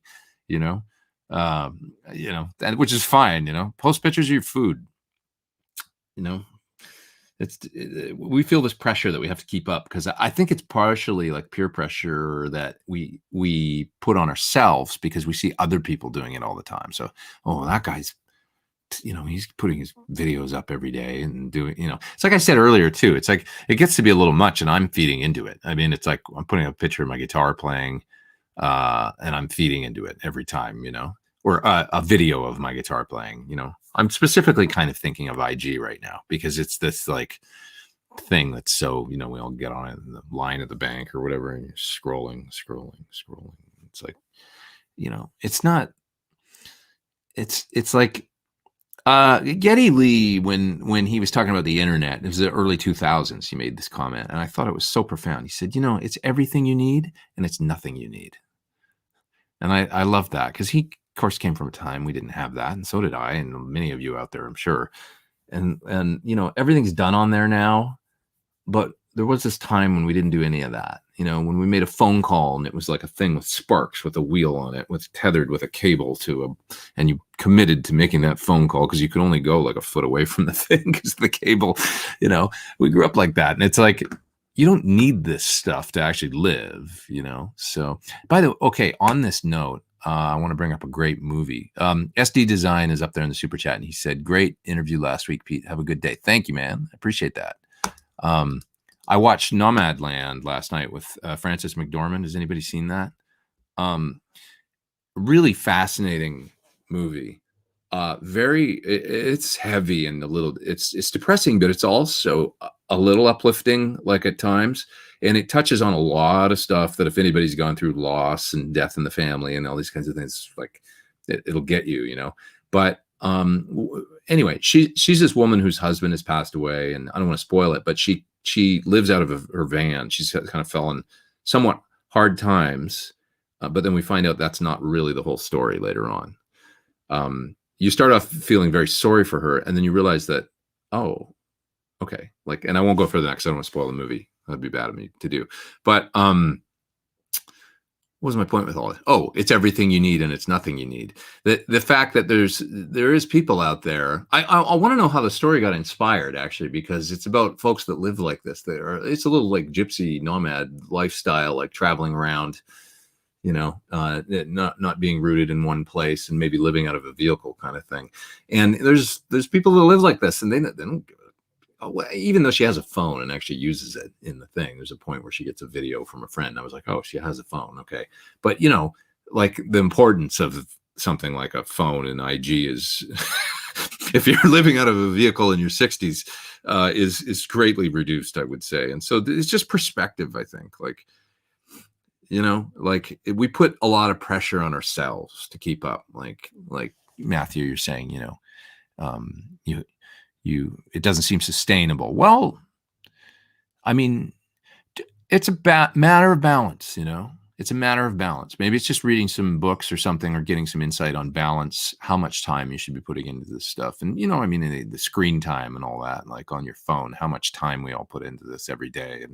And I think about it. I started off talking about that today. I mean, like I've got a lot of videos to make and things to do. And if I could just do that all the time because there's a demand for it. And that is social media is what it is, actually. But actually just recording some music is something that I have to go like putting out an EP or a full album. I have to set aside that time and actively say, I'm not going to do anything else for a minute. And that's okay. And know that that's okay. And that other work, although it might, they might go to other folks to get their videos made or whatever for the next couple months. But I have to be confident that like whatever I do is good enough or special enough that they'll come back, and I have to believe in myself. So it's all these factors of like confidence, believing in yourself, and not right. It's fascinating, isn't it? Like the pressure of social media to stay out there and stay out there. Why? Like, we don't believe in ourselves enough to think we could take off for a week and not do it, in order, or whatever, like, or we go to the extreme, Mateus's approach. I'm not critiquing him. I'm just saying it was the extreme approach of just deleting it. This isn't what music is about, was kind of my take on, if he's too far into that world, I got to go the other way. Well, if that's what he had to do to actually get his, kind of a rock star move, really, in it, not in a bad way, in a good, like, it's a very artistic, I shouldn't say rock star, I should say artistic, artistic rock star. And I'm going to do this, just go this route with it. And then I'm sure everybody's, oh, what's he doing? It's so mysterious, I'm not saying he planned for it to be like that. That would be the cynical. I'm saying he, a bold artistic move. So anyways, yeah. Drew says, interesting thoughts. These are things I think about a lot, Drew. Just because it's like the meaning of life. Anyways, my dog always wants to go to the pub. Well, that's what I tell my wife. That's good. I like that. Got to go for a little trip down the road to the pub. It's a beauty of the UK. Come on now. Fantastic. Part of the beauty of the UK.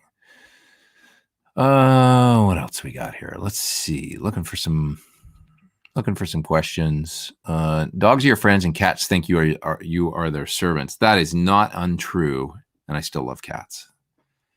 What does that say about me or cat people? It's true. It's true. They do. They think they're servants, or that you're their servants. Excuse me. Still lovable. This channel needs more cats, says Buzz, excuse me. Somebody's up there in the super duper chat. It's Melanie in Canada. Have a fantastic day. Thank you. Thank you for being here. And you have a great day too. Have a good day up there. Yeah. Here's some suggestions back on guitars. Montreal, that would be a great place to get this kind of advice from, because the winters are very dry and summers are very humid. I use Humidipax from Diodario. There you go. Sounds like a good idea. You go to the bank, says Buzz. You know what? I don't go to the bank. I try to go to the bank very little. I said standing in line at the bank, but that was a random example. Standing in line, at the grocery store. That would be a better one.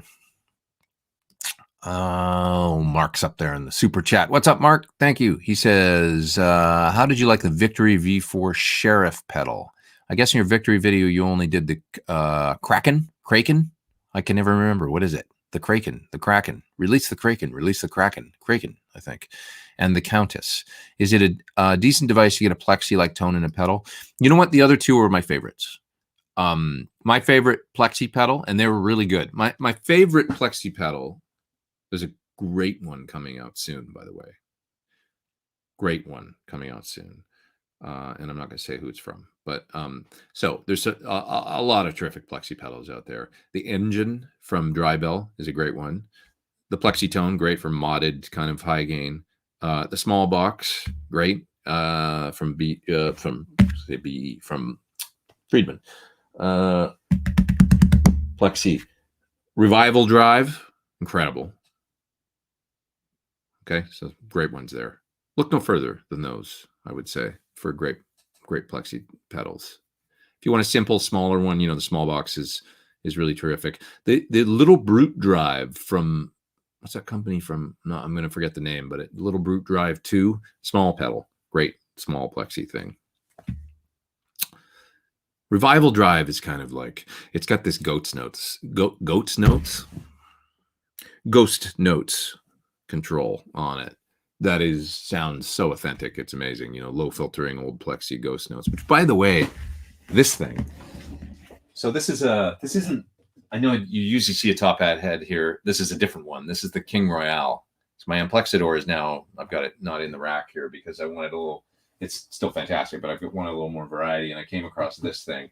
That's an AC30, basically, King Royale, but that thing ghosts like crazy. It must have really low filtering, because, anywhere on the G string, it's just like, there's another note underneath, but it's cool. I like that stuff. I don't like to take it away from the, unless it gets really insane, but ghost notes are your friend, and they are authentic characteristic of good old tube amps. So we don't want to eliminate that stuff where it sounds fake. It fattens up the sound no matter what. Gary W. Smith says, I'm going to buy either a Friedman Vintage S HSS Hardtail or Sur Classic S, same configuration. Can you compare or contrast? With the options I want, they spec up pretty close. Well, the Sur is going to be less relict. You know, the Friedmans are quite relict, I find, generally speaking. I mean, I would assume that's what you're looking at, right?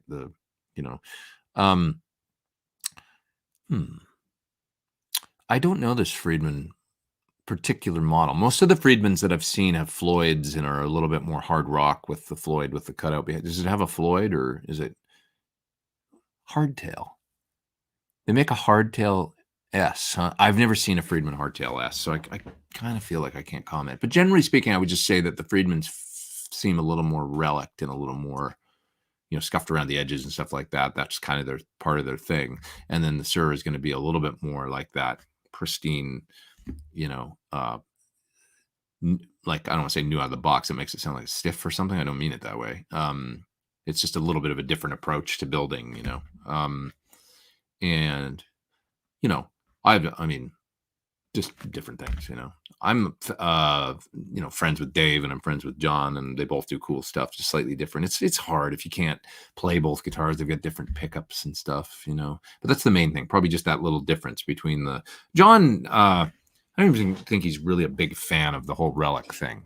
It's not really like, I think generally speaking, he talks a little bit about the old Fender days when he was there and when because he was there when they kind of started doing relics, and he was like, I think they were like, really? Like, we can get rid of these old bridges that have some scratches on them? Because like selling a new guitar with anything with scratches or whatever, that was bad. And then it was like, you could scuff the hell out of an instrument or whatever and then sell it and people will pay more for that.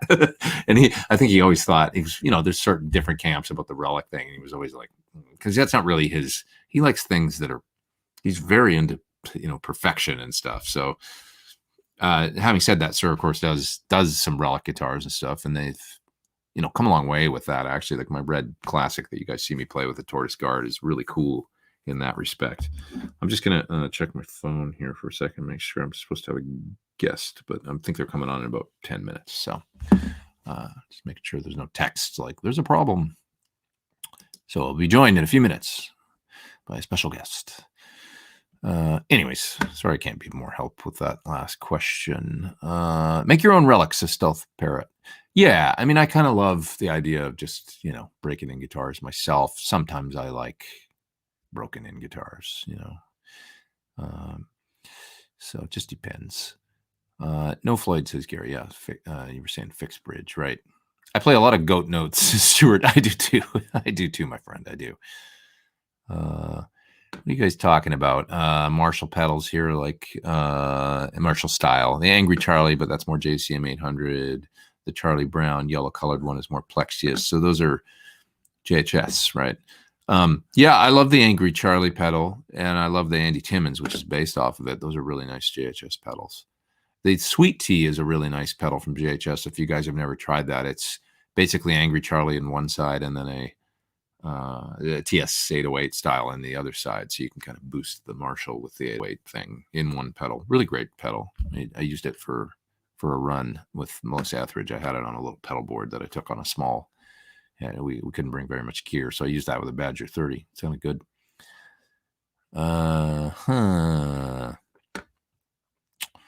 Goats are hilarious, especially when they start screaming, says Scott. Yeah, if you guys want a good time, just Google goats screaming or YouTube. Look on YouTube for goats screaming. It's fantastic. And I can remember on one tour I did that, like, somebody found that, these videos of goats screaming, and they used to just randomly pull them up on the bus or like whatever, and all of a sudden you hear this crazy screams and everybody'd start laughing. It's funny as hell. Oh, that's good. Stumptown coffee today, folks. I didn't think I was going to like it, actually, when I saw the color of the beans. They were a little too light roast for me, but it's pretty good. It's not bad. A little oat milk situation. It's all right. I think oat milk makes everything good. That's what it is. It's the great good equalizer. Joe Peasy for Cheesy says he's from Santa Rosa, is going to use the stimulus money to get he's going to stimulate his guitar rig with the Dr. Z Rec Jr. I think that's probably a pretty cool amp. Any thoughts on the Trainwreck circuits? I love them. It's like that thing where one note becomes three, you play a note and it starts feeding back and the harmonies come in like the angels singing. The sky opens up and the sea parts and everything's fantastic. So that's what you're in for. Just really, really, really organic, kind of juicy, all those adjectives. Great tones to be had, and really volume and pickup sensitive, as far as the guitar goes. All those things are what you've got in store, I'm sure. Lots of fun. Which pedal has the ghost notes control, says Stealth Parrot? It's the Revival Drive, the original big one from Origin Effects. It's got the ghost notes control on it. They do some neat things with kind of simulating more or less negative feedback in an amplifier, which is a huge deal, and ghost notes. And these are things that you don't see on other pedals that Origin does that make them quite unique. Some people get a little freaked out by the amount of knobs, especially on the bottom of the pedal, all the little pots and switches and things. And all those are on an Origin Revival Drive are to tune in the pedal for whatever you're plugging into.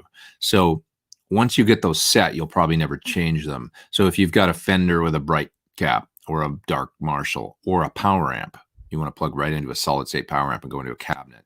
That's what all those things are for. Those little controls are there to fine tune the the overall tone of the pedal to match whatever you're going into. And it makes it a really amazing pedal because you can use it into a bunch of different stuff. If you've got to run your pedal board direct, or not direct, but into you could even run into a speaker sim pedal, Moore radar or something on your pedal board and use the Revival Drive, and it would be a pretty damn cool sound. Or if you're running into a power amp, something flat, or if you're running into a bright amp or a dark amp, and that's those little controls on the Origin. Once you have that set for your rig, you're probably not going to end up changing that. So, all right, I can see my guest is here in the getting ready on deck here. So let's invite them into the stream. And ladies and gentlemen, welcome Jennifer Batten. Da, da, da, da, da, da, da, da. Hey Pete, how are you? Do you remember the first time that we did this? Like, look at you now. Do you remember where it was like the audio was all screwy? Now you look like you're on TV. Yeah, there needs, I'm sure it's in the mental health journals by now, the PTSD we went into at the beginning of lockdown, trying to get our streaming together. You know what?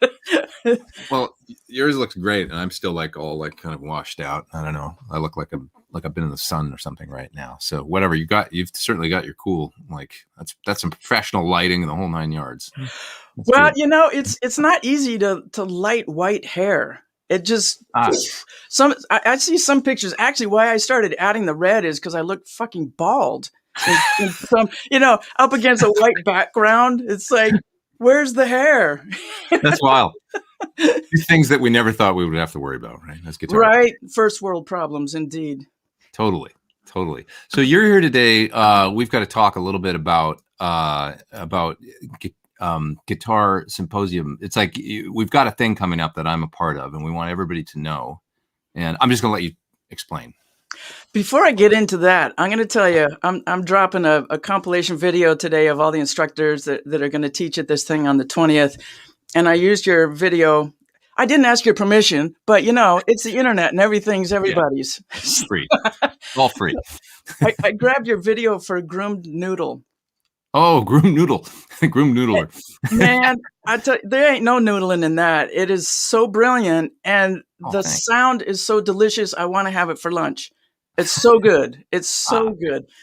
So there's that. Okay. Beyond that, I'm really happy that you can join us on March 20th, y'all. Well, I'm gonna back up. I have this thing that I started last August called Guitar Cloud Symposium, and it's morphed from what it started to be. But I got some pals together. I got Neely Brosh, I got Gretchen Mann, I got Vicky Genfan.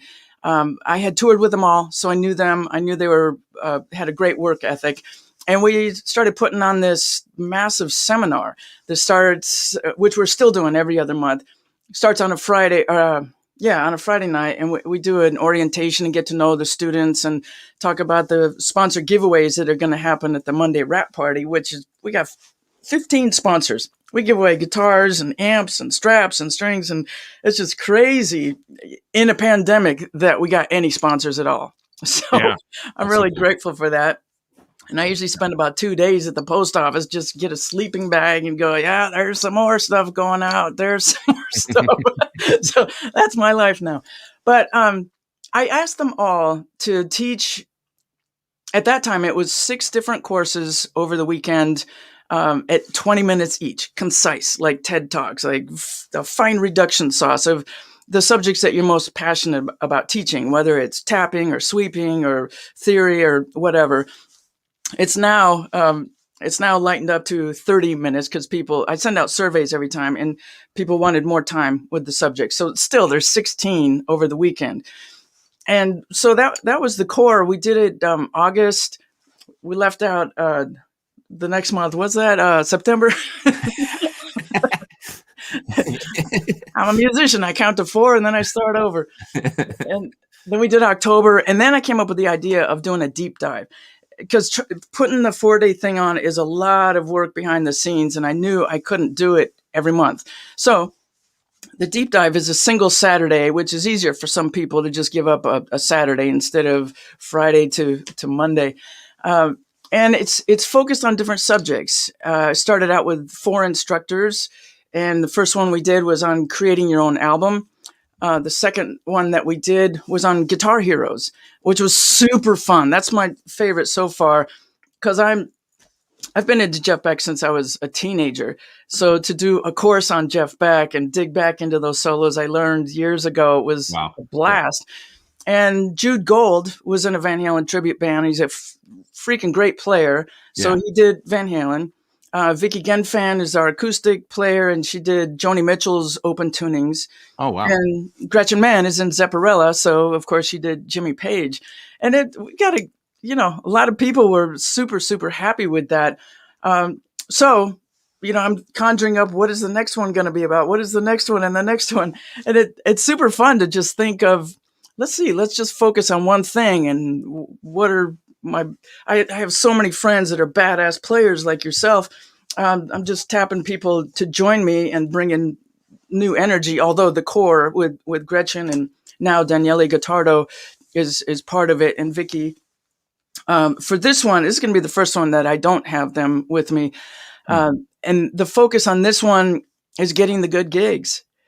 I hear so many people bitching like, I've been stuck in the crappiest clubs forever and I don't know how to get to the next level. And there's a whole list of things you can look at, like why you're not at the next level. Sure. So that's the focus of what we're going to do. And as for myself, one of the things I'm passionate about teaching is an app called Transcribe, because it drives me insane to hear players play covers with the wrong notes and the wrong chords, and the singers to not even try. There's different levels. There's like not being able to cover it, and then there's covering it pretty accurately, and then there's people that are so talented they take it to the next level. And that's way different than not being able to do it. Sure. You're able to do it, but take it somewhere your own. Like Scott Henderson said, he would never play a solo back in his cover band days. He would never play the solo that was on the record. Well, he's so talented, and why? Because it's super interesting. Well, you were playing with Michael Jackson, and you would. I mean, it was like, that's the solo from Beat It, but it sounded like you though. You had your own spin and your own energy. That was, you know what I mean? And so you did that, when and with, I'm sure, tons of other parts you play. And with, I mean, obviously Jeff saw that in you and stuff too, like raise it to the next level. So. Yeah. Well, Beat It, like a lot of those national or global acts, in his case, the audience knows the music so well, they want to hear what's on the record. And in that case, you could be a great improviser, but we don't want to know about it. It's like, can you do what was on the record? And in his case, I mean, I still have so much respect for Van Halen and the Beat It solo. I didn't entertain the thought of trying to do something original with that. Yeah. So people want to hear that solo. And I'll be asked to do that for the rest of my life. I'll be playing that solo at my own funeral. You know, but I still think it sounded like you with your, that's although you're playing the same notes and everything, yeah, you know, and the phrasing. yeah, We're human and we have our own. sure, Even, you know, there are the way. I mean, I feel like I had similar. I mean, played Don Henley and I could play Hotel California. You know, it's like you, but it's you. So you know, the way you vibrato that band is like a certain or whatever, and that's part of. You know, well, we're coming around to I'm a part of this, so I'm going to do this on the with you on the 20th of this month, and so that's what we're here to talk about. If any of you folks out there want to come check this out, there's some of the things we're going to be teaching. So getting the good gigs, and one of the things that sure we can touch on is like interpreting.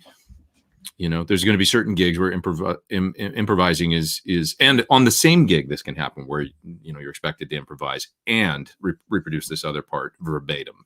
And how to get into that, and how those things can set you apart and get you I remember auditioning for Melissa Etheridge and going through. I've talked a little bit about this here before, but doing two auditions, initial one and then the second one, call back, and then I got called back for. I think it was the third one, or maybe it was at the second one. I think it was the third one, but anyways, where she added another song, and I listened to it.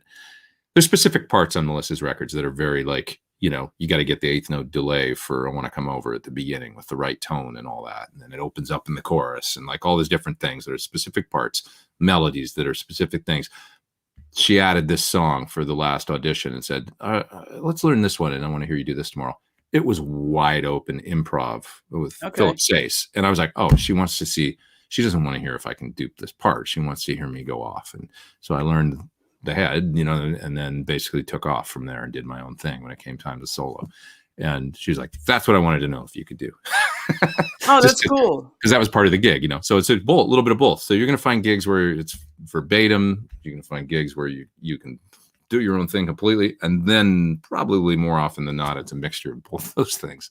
Yeah. Well, once she knew that, she knew all the colors in the palette that she could put a show together with, as opposed to being limited to somebody that can only cop that stuff.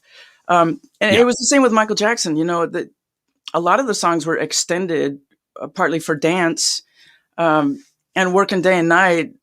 That was a free for all. He would just work it. And when he was tired of hearing me, he'd start to do a spin, and I knew I needed to wrap up. Right. But that went on for a while sometimes. So, but that's the thing, is reading that is an art form. Reading the singer and knowing like the artist, and knowing it's probably about time that I wound this down now and let them step back, and that's part of doing this stuff and getting the good gigs. So these are a lot of the things that we're going to touch on, is how to be able to, because these can be. I had a fellow a few minutes ago. I had an interesting dilemma. He's auditioning guitar players for a band that he's in right now, second guitar player. And he says he's got two candidates that are both great. They seem like great people. They both play terrific. And like, how do I pick? And I was like, that's an interesting dilemma. I like go out for lunch and hang out with them both. And, also, which one sings, or do they both sing, throw some background vocals at them, like pick that song. That's a thing that you haven't seen yet somehow, or do they double on keys or something that, that could set them apart, because that's a quality problem. But these are all the things that we'll touch on how to, and this is because we had a little meeting the other day on Zoom talking about this, that there can be a little bit of a, right now, maybe a bit of pessimism, like what is going on with gigs and when are gigs coming back? And, that can be different depending on where you are in the world, I guess, and what's going on. Like there's a fellow in here from New Zealand a while ago. I was joking, saying, tell us what that's like down there right now. You got gigs full on, like everything's happening down there. So, but it's going to happen. It's going to come back. And when it comes back, it's going to be full steam ahead, because everybody's hungry. The music, we all want to get out and play, but the crowds, people want to go to shows, and promoters want to book, shows, and venues want, it's just going to be booked. Well, the stimulus bill just passed, and so there's going to be all kinds of grants for small venues now too. So that's really hopeful, because a lot of them are suffering so much. But just knowing that we'll have all the vaccines we need by the end of May, I was really nervous, because I had gigs booked in the UK in end of July and August. Yeah, and I said, guys, I'm going to pull the plug if I can't get a vaccine first. And so they're really nervous because they're using my name to advertise. And it's like playing a show isn't worth dying for. So the vaccine thing, I can't wait to get it. It's, of course, it's not 100%, but I would feel a lot safer. I'll continue using the mask and everything. But I feel really hopeful. And Jason Fellman, who's going to join us also, he's a buddy of mine that's one of the biggest promoter agents in the Northwest. And he's got like every tribute band for miles and lots of cover bands. He's been here for a long time and knows the business side really well. And he's starting to do bookings, and he feels really, really positive about it. So he's going to do a whole thing on working with a booking agent. What can an agent do for you? What can an agent not do for you that bands expect? So it's not just for hired guns. It's for people that want to be in cover bands or are in cover bands and want to get to the next level, maybe do the better clubs and corporate gigs where the money's at, tribute shows. It's all the same skills. You need to have the parts accurate. You need to have a good attitude. You need to show up on time and do the work. And we're going to be talking about that all day, along with Kat Dyson, who she's been through it for decades, just like us. You know, she worked with Prince, and that ain't no picnic working with Prince. Yeah, for sure. They would do a sound check that's actually a writing session for 2 or 3 hours before the show, and then do this big blowout show, and then go to a club and jam for a couple hours afterwards. I mean, I don't know if I could survive that. Doing that night after night. And Prince is a guy that didn't sleep. And Kat and Rhonda Smith, the bass player with Prince, also told me, man, they just gave you a grocery bag full of cassettes. We might do any of these tunes. It's like, talk about overwhelm. I mean, it's pretty daunting just to have that gig, but then to have to know all those songs. And Kat will tell you how many songs, 150 songs, something like that. And he might pull any one of them out any night, and he'll change them at sound check. He'll change Purple Rain because he's tired of it, you know. And he's was a work in motion, just always thinking of melodies, thinking of grooves, thinking of ways he wanted to change stuff. So she's going to dig into that and get into song and show preparation, a little bit of home recording. And one of the things that you're teaching, I think, is so important. Self-confidence, because that stops so many people from even packing up and leaving the door. So sure. Yeah. Well, and there's so many things that go into that, like preparation and, you know, just being so, we talked a little bit last week. I had Richard Fortas on the show, and he was talking about with Guns N' Roses, how Slash really likes to rehearse so that he doesn't have to think when he gets on stage. And that's a consistent theme that I see with, you know, we talked about it, like, you know, you might think Slash, oh, he's kind of off the cuff guitar player, probably kind of like, you know, wild rock and roll guy. No, he actually is like really, really diligent about rehearsing, being ready, so that when you go to do the show or whatever, you're not thinking. You can just get up there and play, you know. And God, you know. That's a huge, you know, and with I mean, auditioning and stuff, the confidence thing comes through, you know, preparation and I believe, and also, you know, just there's some psychological aspects of just getting your head together to get in that room and stuff, and how to, you know, that we'll touch on. But yeah, I agree with you that it's certainly like it's the same skill set, whether you're going out for the cover band or whether you're going out for a sideman gig. It's all the same stuff. I grew up, there was a real healthy cover circuit in Canada when I was a kid, and I saw that how hard people worked in that, you know, pool of musicians to put on a cool show and to get people coming to the club to see their gigs. And that served me well. Once I got to LA, I felt like, you know, I didn't know any different. Like, I had to have the right sound or I wasn't going to go out there and play the song, you know. I had to have the part or it wasn't going to, like, it's just not how we did things up there. So, and by the way, this of course is the same skill set for auditioning for an original band. I mean, I think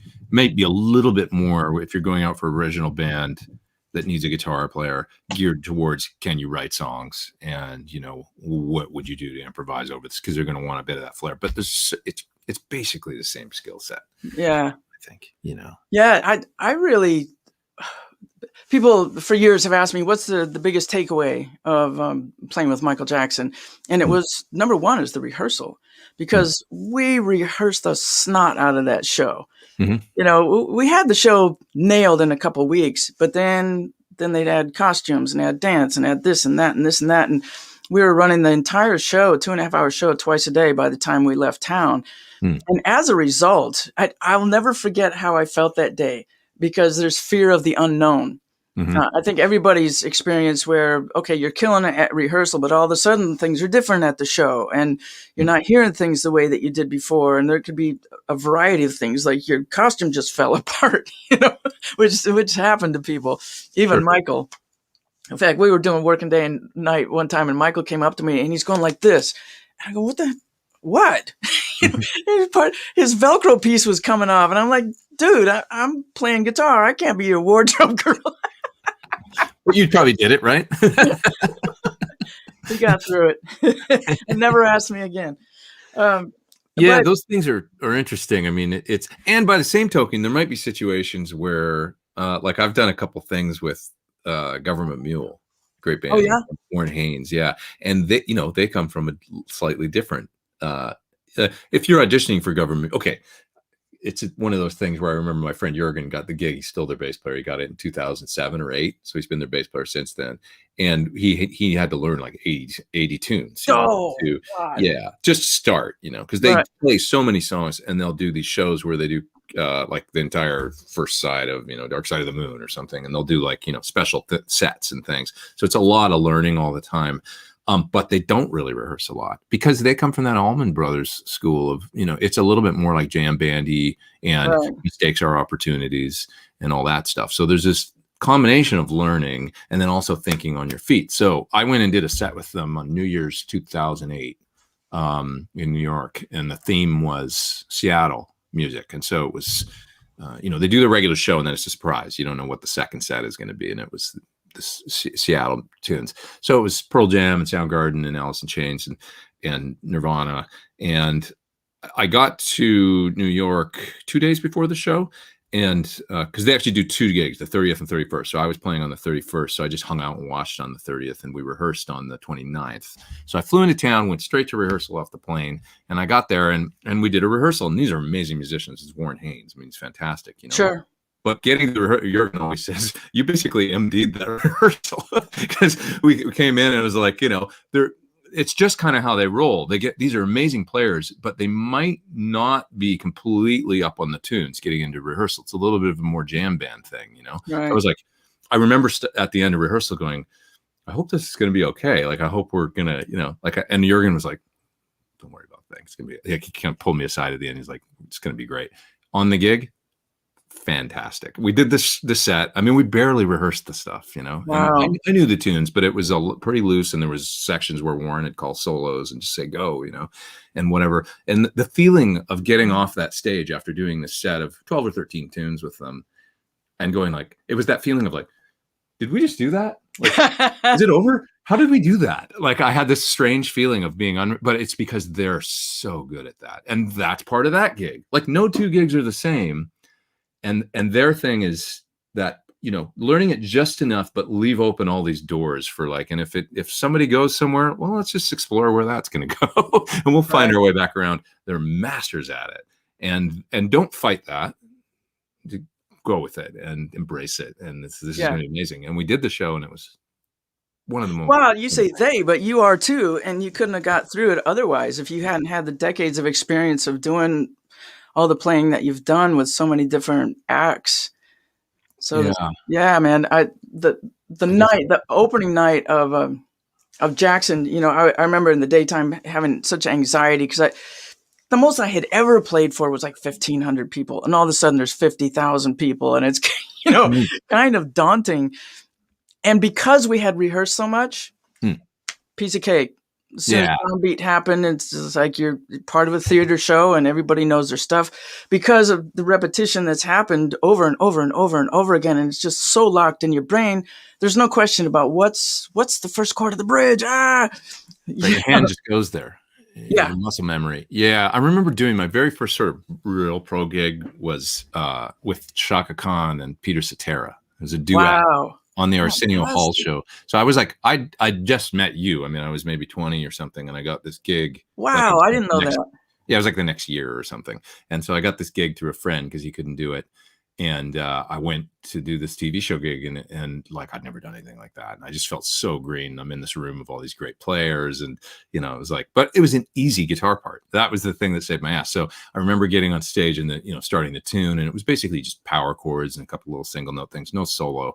And my hand went numb. I was so nervous. Oh God! But in the moment, I went, "You so have this because it's so easy."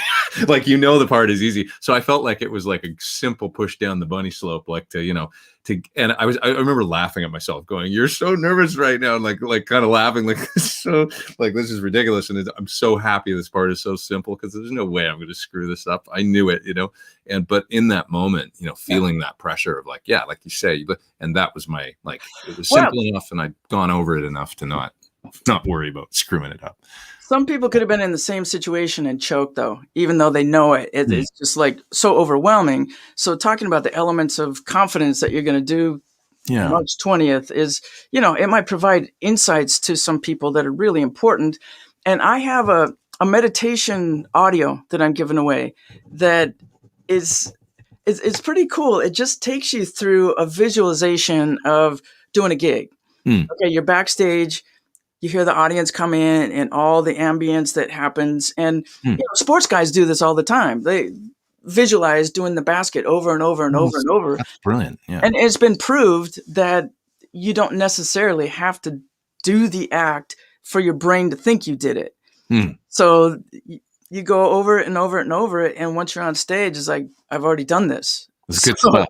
Yeah. It's good stuff. I used to do things where for auditions, I got into the habit of, this is a little bit further down the road, but I got in the habit of renting a rehearsal studio and standing up playing and singing through the PA if there was background vocals and playing the track really loud. And I would do that. And sometimes I would do it right before the audition as a psychological.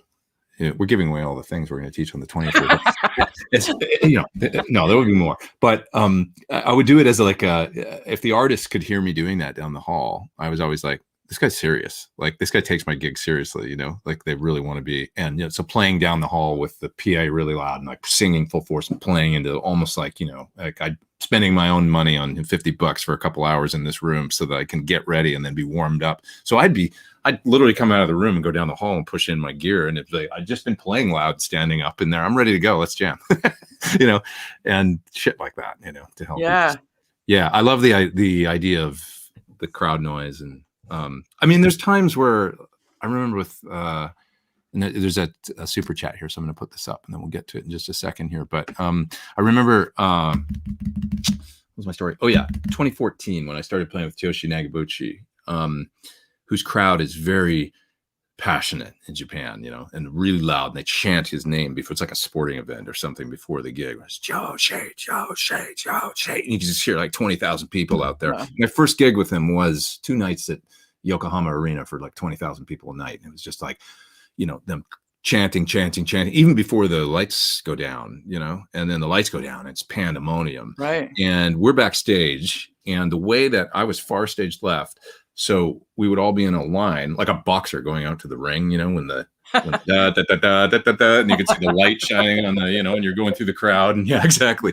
And so, and because of my place on stage, I was first, like standing right in front of the curtain, and there'd be 2 dudes with holding the curtain on either side. And, she's Joe, and you can hear, and then the lights go down, and then, and he'd hold for like 5 seconds before anything, because it's that dramatic, build up. And then he'd go, and he was in the back behind us. And they'd pull the curtain open, and all of a sudden it's the arena. And I would stand there and go, right before that curtain was being pulled, and I would go, why do I do this to myself? Because it's like, is my wireless on? Did I remember to do that? Hopefully my G's. Did I bump my headstock before? Because you got to get on stage and just play, Right. It'd be that whole thing. And then it'd be like shutting all that shit out and then just kind of embracing it, going, this is crazy and fantastic, and getting in that. And that's the environment of being with a band. I makes me recall Adrian Legg was talking about, he does solo shows. And he goes, he'd have those thoughts and he'd go, now, why did I spend all those years learning all this stuff on guitar just to go out on stage and shit myself? Yeah. I mean, and it's true. There's an element to that and then if you can learn to embrace it and go, and we talk a lot about that on here. Like people are like, how do I have nerve problems, nervous issues getting nervous. And I say, remember the crowd is there with you. They're there to have a good time. They've got your back. Like they're not there to heckle, or they didn't pay money for the ticket. Yeah. Expect you to do something wrong. They want to see you do your thing. And so yeah, it's all perspective.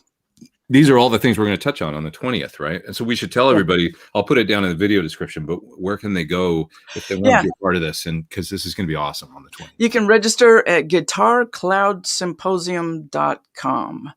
And also another gent that's going to join us for a special Q&A is my friend Mundo Julerat, he's also going to join us in April for the 4-day thing doing gypsy jazz. But for this, he's been doing theater shows in Las Vegas for a long time. And a lot of people don't know what that's like. Even people that have been doing cover band gigs or, touring with acts or whatever, it's a completely different animal. And I was so thankful that he took me behind the scenes when he was doing the ABBA Mamma Mia for a while. And then he did La Rev and a bunch of different shows. But he showed me the ropes. And so when I got the gig to do Cirque du Soleil, at least I had that. I could envision it in my mind instead of, oh, that's too foreign. I can't do that. Sure. So he's going to be there for Q&A, and he's super excited. He's prepping probably enough for a 3-hour stint, and he's only got a half hour. Wow. For it's basically a Q&A thing, but if people don't have questions, he's just going to roll with what he's learned over the years, and it's super valuable. Yeah. So for all these aspects, I mean, all you folks out there that want to, get it, take it to the next level, whether that's joining your first band, an original band, a cover band, a tribute band, getting a great sideman gig. A lot of these skills are going to, it's going to happen. And so you want to be ready, like get the jump and be ready, because this stuff is coming back. And it's going to be great. We're all going to have a great time playing some music here pretty soon. Sure. People are well, you don't know what you got till it's gone, right? So when it comes back, people are going to be so passionate about gathering again, I think. Right. And another thing I'll say about the Guitar Cloud Symposium is that it's really become a community. It's turned into something I didn't intend in the beginning, where we have a members only Facebook page that people are pretty active in, posting their videos and stuff. Learning about new gear. I just did earlier today, I did a once a month Zoom for alumni, because it's super valuable for students to get to know each other. And, a lot of them have come back every single month. And so they're working on projects and talking about projects and new gear that's coming out. So it's fun. And the 4-day events always ends with a killer rap party where we give away the sponsor giveaways, and then we have a special guest. So I've had Scott Henderson, Andy Timmons, and I don't pressure anybody to play, but Andy played half a dozen tunes for us. It was just awesome. He's so great. Yeah, it's like once the party's over, I'll leave it open if anybody wants to hang, but it's kind of like it's done. It's not going to get better than this. Yeah. And Steve Vai joined us in, I think, December. Yeah. He was with us over 2 hours. It was amazing. He was just on a roll talking about life philosophy and music philosophy. And everybody was mind blown. Yeah. People that would never get to hang out with Steve on a Zoom and ask him questions about things they had wondered about. And in April, Steve Lukather is going to join us. Oh, so great. That'll be a party. I recommend, always. He's a walking party. Anybody that has not either read the book, or I always recommend the audiobook, The Gospel According to Luke. It's so eye-opening. Yeah. What an amazing prodigy to be in the studios as a teen, and then there's so many records you've probably heard that you don't even realize it's him. Right. Well, in fact, Beat It. He did the rhythm guitar on Beat It. Sure. Yeah. I mean, Eddie always gets the notoriety, obviously, for the solo, but they also arranged it, right? I mean, like they went in and did that together. That's part. I mean, Steve, he was a big part of that tune.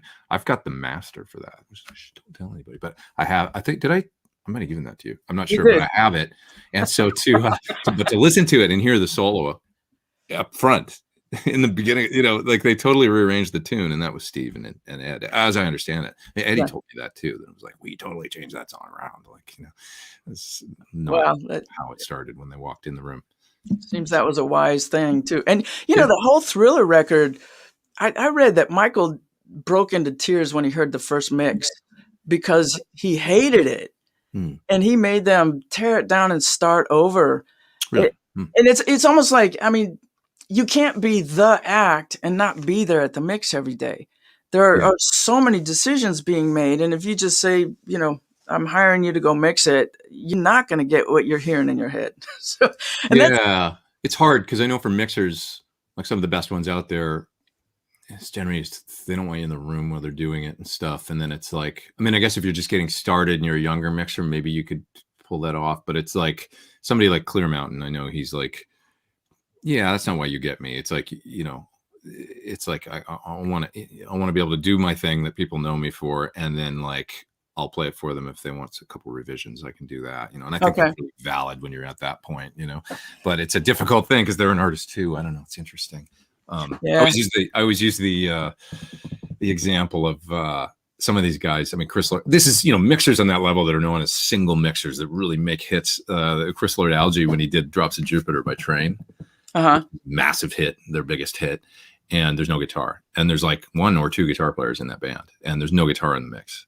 And Chris was like, pulled up the faders and doesn't need that guitar. Just kind of made that decision. And then they heard the mix, and I guess like, where's the guitar? Like, doesn't need guitar. It's a piano, bass, and drums, basically. Right. Massive hit, their biggest hit. So, wow, that must have hurt. Yeah, I would say. But if you're that guitar player, that's part of. Hey, maybe this is part of the 20th too, like knowing when to just go, hey, give it up, roll with this, and maybe they're wrong and maybe they're right, but I'm going to let my ego take the back seat or whatever. And this is some of the things that we can get into, Yeah, sure. There's so many aspects of it. Yeah. You want to do your super chat? Oh yeah. So just to wrap up, the folks can go to. I'll put the links after down in the video description. But what's the best site to? Is it like GuitarCloudsymposium.com, and there is a button that says register on the menu, so you can get right to it and join us all day Saturday. We start at 9 a.m. with a short orientation, trying to get to know who's with us. There will be a lot of alumni coming back, and we go till almost 5 in the afternoon.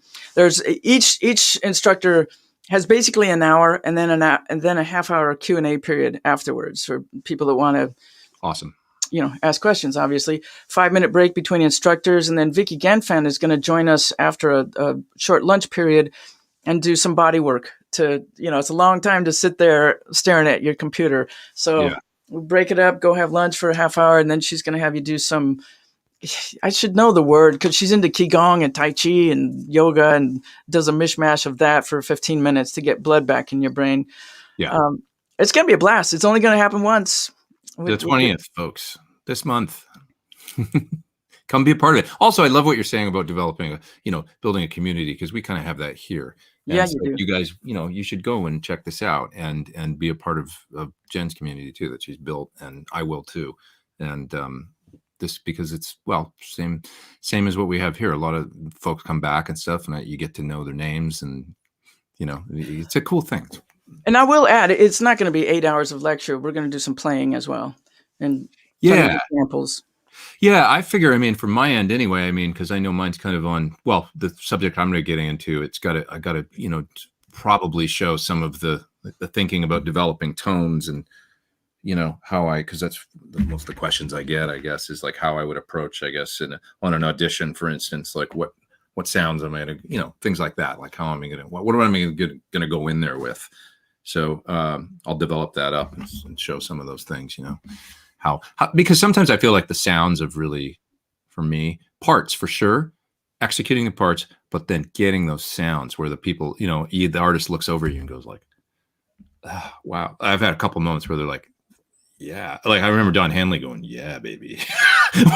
when I played like a intro to one of these nights, which is a harmony thing that splits into 3, and I developed a way to do it with harmonizer or whatever. And so you had the Eagles, and he was like, like that's good. And so those little things are like in that moment, like job security. I don't know if you can do these things. So hopefully I can help. You're the cat. Absolutely. So you're right. Plexico there, it says, did the Super Bowl go as expected for you? One reason that I think we get butterflies in our stomachs before we do gigs is anything could happen. And some things did happen. And it's you can't imagine. In fact, I can't imagine, because my name was not on the marquee, the pressure that's involved. When we did the Super Bowl with Michael, it was aired to 1.5 billion people. I mean, Jesus Christ. And 80 different nations tuned into that. And it's live. It only happens once. It's in history, and it's locked in film forever. And that's the only time I ever saw him nervous. It's just seemed a little bit off, and understandably. It was really fascinating, because you get the time of a couple of Lay's potato chip commercials to put the stage together. Right. It's like you're watching a commercial, and all of a sudden there's a stage when you come back. And that was really fascinating to watch, because there was 4 or 5 different parts of the stage that were all on wheels, and there'd be a guy, my memory of it could be wrong, but it seems like it was like a race gun, a pop gun. And they would haul ass to the center of the field and take the different parts of the stage and attach them together.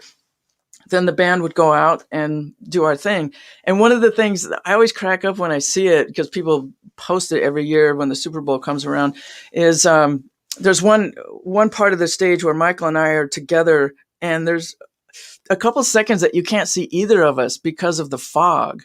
Because the fog guy was trying to adjust for wind, and he overdid it. And it's just like, where are they? Where are they? So great. That's so rock and roll. Yeah. Small Spinal Tap moment of like lost in the fog. I love it. Yeah, that stuff is amazing. I mean, I remember doing the Latin Grammys once. I remember the Santana had been on just before us, and then they go to a 4-minute commercial break, and then we're up. And they completely tore the whole stage and then reassembled like a different, drums, keys, everything, like gone, percussion, everything back. And so literally they're counting down 5, 4, 3, and the guy's in front of me, and he's placing a mic stand, and I've got a guitar on a Gracie stand, and like the guitar comes down in front of me. 2, 1. And it was one of those moments where, in those moments, I try and laugh. Like I try and just go, "This is so ridiculous right now." Like, wow, this is crazy. Like, why did they do this? Like, why didn't they have a little bit longer break and just engineer it in? Well, it's all money. Yeah. If they got another commercial, they would have had another 60 seconds or something. But there's so many things that could go wrong, and have gone wrong in those situations. I did a festival for the houses that burned in California a couple of years ago. Mike Melinda put on an event, and so many times sound check is fine. You feel confident. You're backstage waiting for your time. Somebody tripped over my amp, the blue guitar amp, because it's on the floor. They tripped over it. I come out, and the thing is upside down, and I don't know if there's any sound happening. And it's like 1, 2, go, and oh god, yeah. And as a result, I didn't realize what the problem was, because you're kind of in fight or flight mode. I did have sound, but it was so bright. And, 2 songs into it, I go, well, trebles on 10. It's like something happened when the guy tripped over it. And it's, that's happened many times where, or if you're in a festivals are the worst, because it's act after act, and they are pulling gear on and off. Once again, sound check, fine. I think it was New Zealand. And, I go back on, and my sound just sucks. It's just, I can't get any sustain. It's just awful. On my Digitech I was using at the time, there's an input with an icon of a guitar. Like, that's where the guitar cable goes. And he put it in the line in, and it was just, oh God, I was trying to trade fours with somebody, and it was just shoot me, make this over. Yeah. And these are the things where good tech is like, if you, I mean, best tech I've ever had, I think, in Japan, my buddy Shu, he was probably 24 or 25 or something like that. And he's this little guy that just like, he was the most brilliant. I mean, like, he knew my mind. I would literally go like, and I'd think of something, and he'd be like, he'd be there with it. Like, it was like he was like my mind, you know, and Wow. he just knew when there was a problem. And I actually got so into a flow with him that he would switch my sounds. So he had another, and he took it upon himself to do this, where he had another Wow. MIDI controller backstage. So I'd show up at rehearsal and he'd be like, I'd notice my pedal board switch. I'm like, what's going? Oh, you did that? Like, I'm like, this is cool. And he'd be like, yeah, you can be up. You know, he barely spoke English. He'd be like, you'd be up front, the front of the stage, and then I can, you know, and That's amazing. That's an and he would amazing. know, because you wouldn't want to do like a double switch because then it'd do something else. So he'd see when I was close to my pedal board, he'd be watching me to go, he's got this one, and then I'd do it, and I could do that without. I mean, it was sick. It was like so great, and so to have that kind of thing, oh my god, like. That's worth its weight in gold. But it's not always that way. Many times, like you say, I mean, I remember once doing a show at what used to be Verizon Wireless Amphitheater in Irvine, here, like just outside LA. Five for Fighting. I remember it was like John Mayer, a bunch of people were on that show that night. And I remember that it had a rotating stage. It was a radio show. And stage turned around. Everything was fine. I mean, I'm backstage playing and everything. Stage turns around, no guitar. Like, I still don't know what happened between when the stage rotated and, you know, but I had a rack with some pedals racked and a pedal board, and nothing for like half the first song. I'm just like, and I'm getting madder and madder, you know, and it's like, God. damn it. I just took my guitar and plugged it right in the amp and turned it up so I could get some drive, and then I rolled down for clean. And I was so pissed off, like, because it didn't make any sense. I remembered being aware in the moment of like, you're playing really good because you're so mad. Like, and so you're not, but anger can make you play really cool and not nervous. Like, because the nervous goes out the window when you're mad. Yeah. And I had this, you know, and I went, well, okay, there was no reverb or delay or anything. It was a dry guitar, but probably one of your better shows, you know, playing wise. I got to tell you, reminds me of a little story of Sabotage, where Steve Lynch was playing with Autograph, and he had fired his tech. And before the tech left, he cut the input cable inside of all of his guitars. Oh, so none of the guitars worked, and nobody knew why until, you know, I mean, that is not the first thing that you would check when you can't get sound is the cable inside of the guitar. Yeah. Cut? That's like, I call my lawyer and like, is there any lawsuit that we can think of for the yeah, that's messed up. Yeah. That is so, I've never heard of anything like that. Yeah, that's dastardly. Yeah, that's a career ender for the tech for sure too. Yeah. Housewives of the stage. It's a great. Oh, let's do this. A YouTube show. Like messed up. It's amazing. All drama.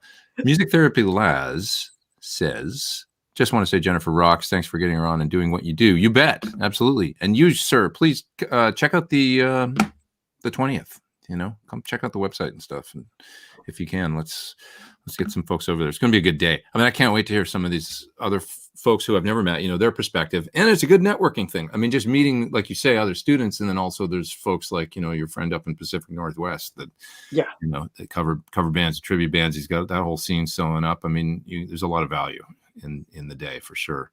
So it's going to be. Indeed. Prep for the, you know, we call the, before COVID, the before times. Now we need to prep for the after times when we're back.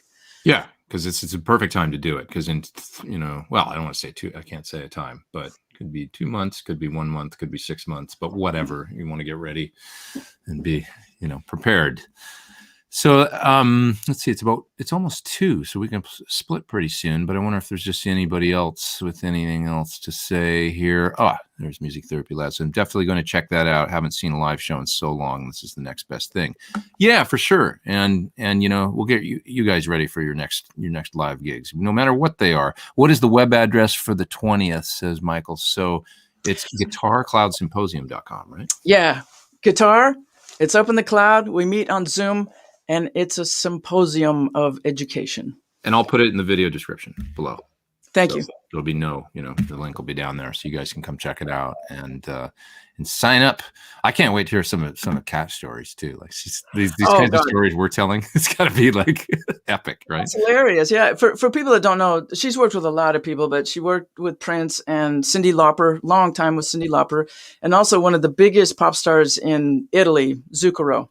And in that, she'll be playing mandolin and singing, and she's just a workhorse. And we can talk about that. That's actually an angle that I hadn't thought of specifically bringing in, but I'm glad you mentioned that, because working for foreign artists overseas is a whole nother thing that I mean, that's been my last, 8 years of touring has really been with artists in France, Japan, working, and the UK, actually, the last tour I did, working with bands based in other countries is a fantastic thing to investigate if you have the ability to go away for an extended period of time. Could be 2 months, could be 4 months, could be, you never know, but you get an insight into culture, and you just get deep inside. Well, I mean, just going to Japan and working with the folks over there, like basically it's like, hey, I'm working for a Japanese company now, and I'm getting that insight into their work ethic and the way that they do things.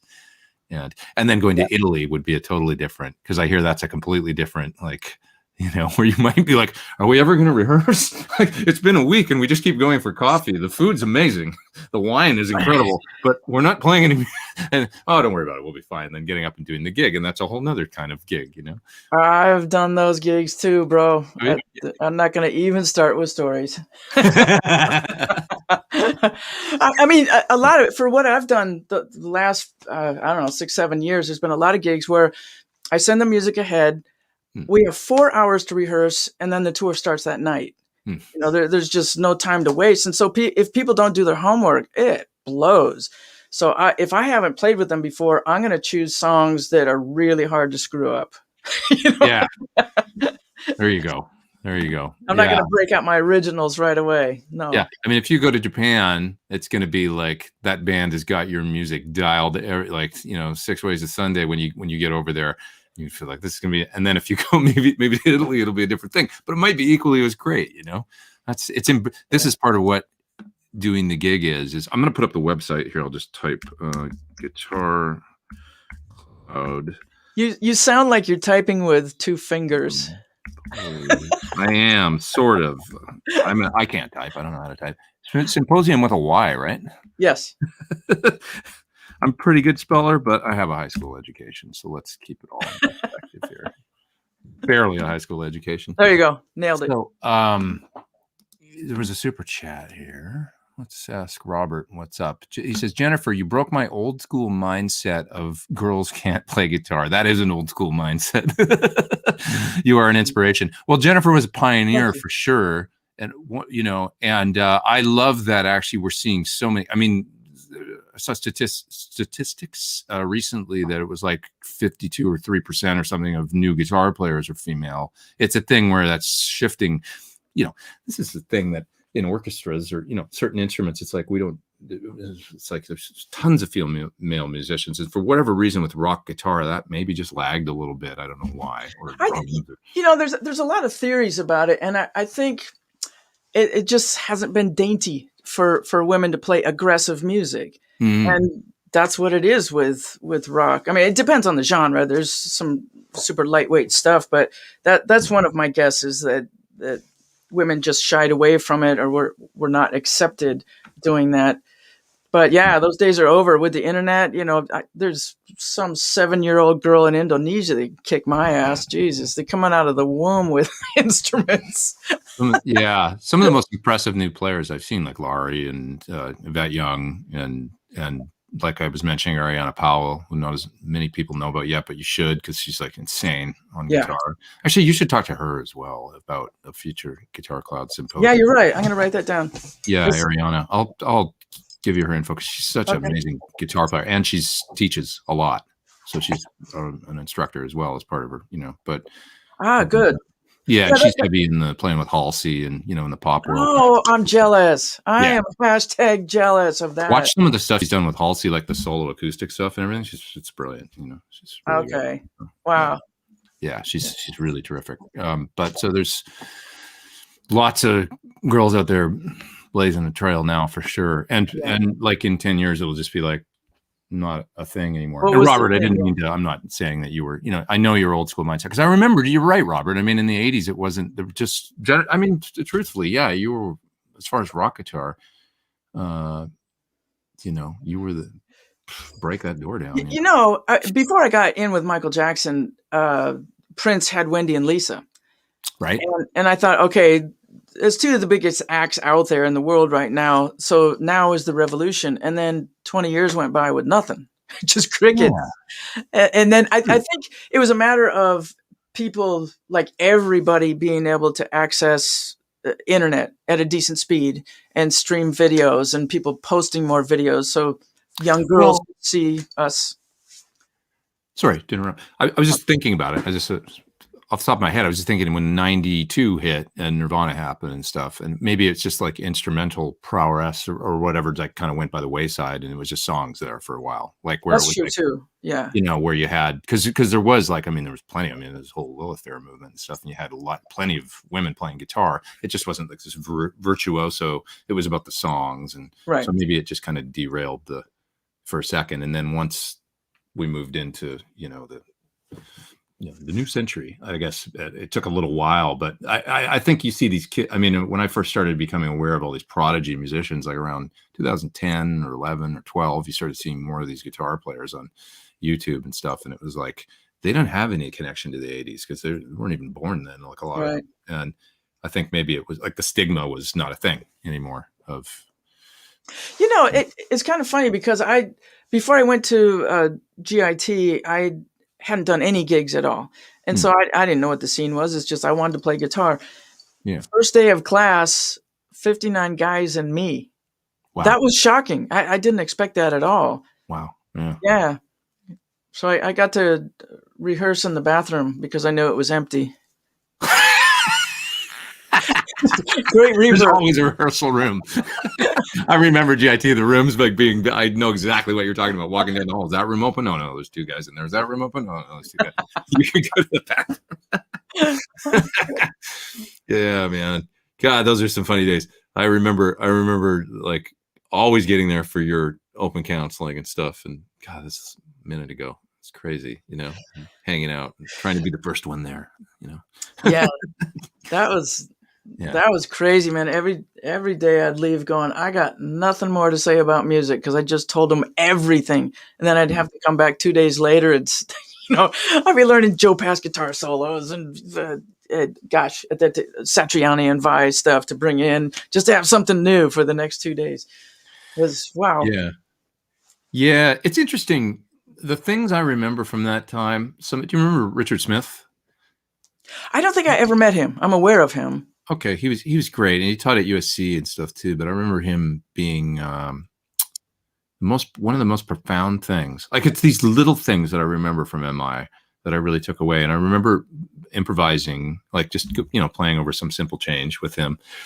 And I was playing rhythm, and he was playing a lead, doing his thing, and then he nodded to me, whatever. And I thought, and then I started playing. He goes, "Wait, stop!" And I was like, What? And he goes, "That what you just did." He goes, "You sound like you've been playing for 5 years longer than the last week you were in here." He's like, "You took a second. You didn't come in right on the one. You just took a second and then played a phrase." And he's like, "That is so cool. Like the space in the music, kind of."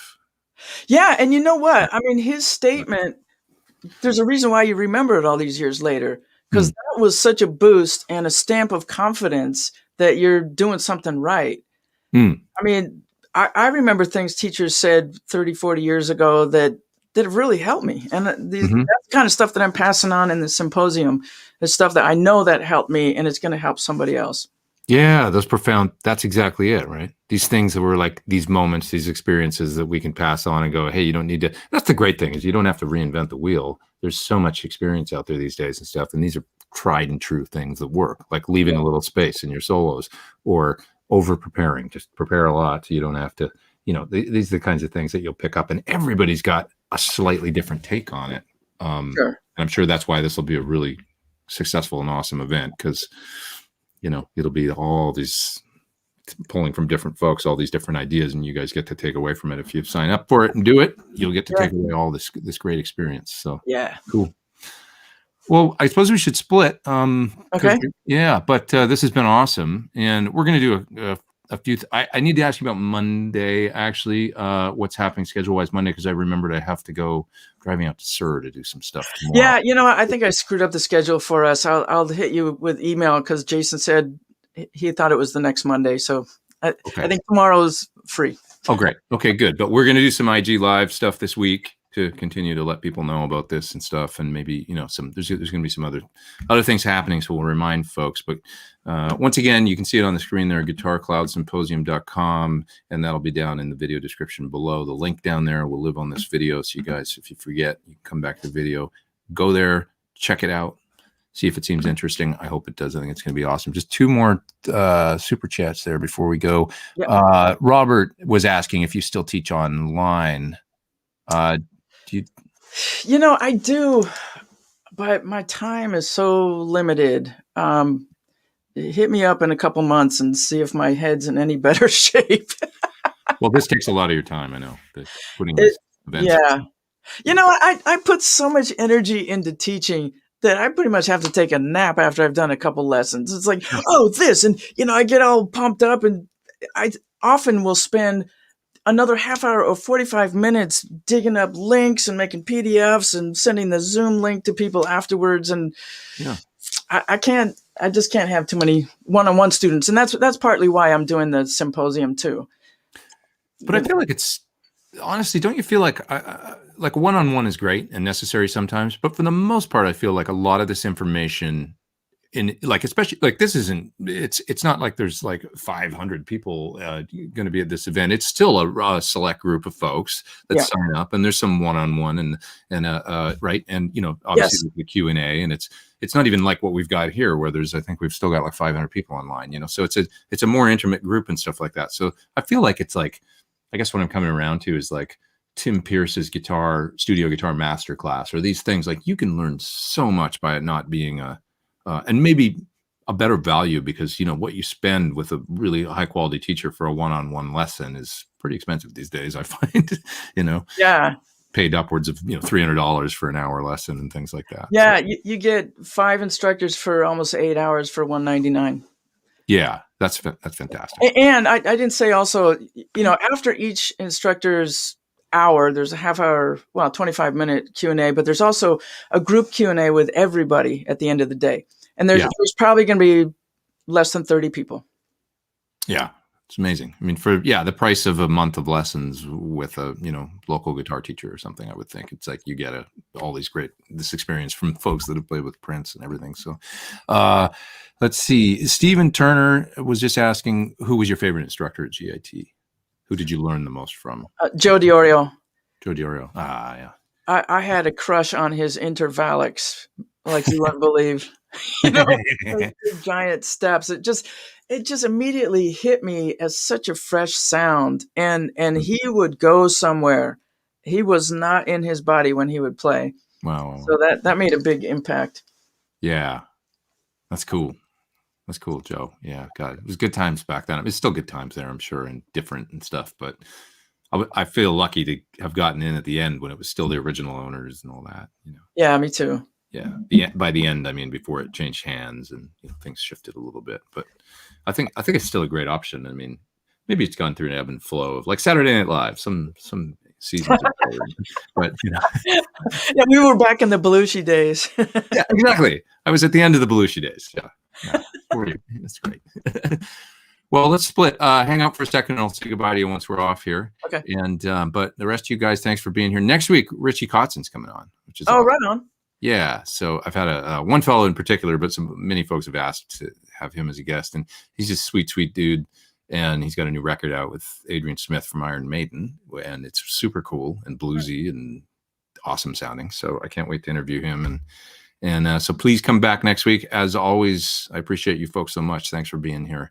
And I hope I was helpful. And if I missed any questions, I know I probably missed a ton, but I'm really sorry. And please come back again. I'm sorry, eh?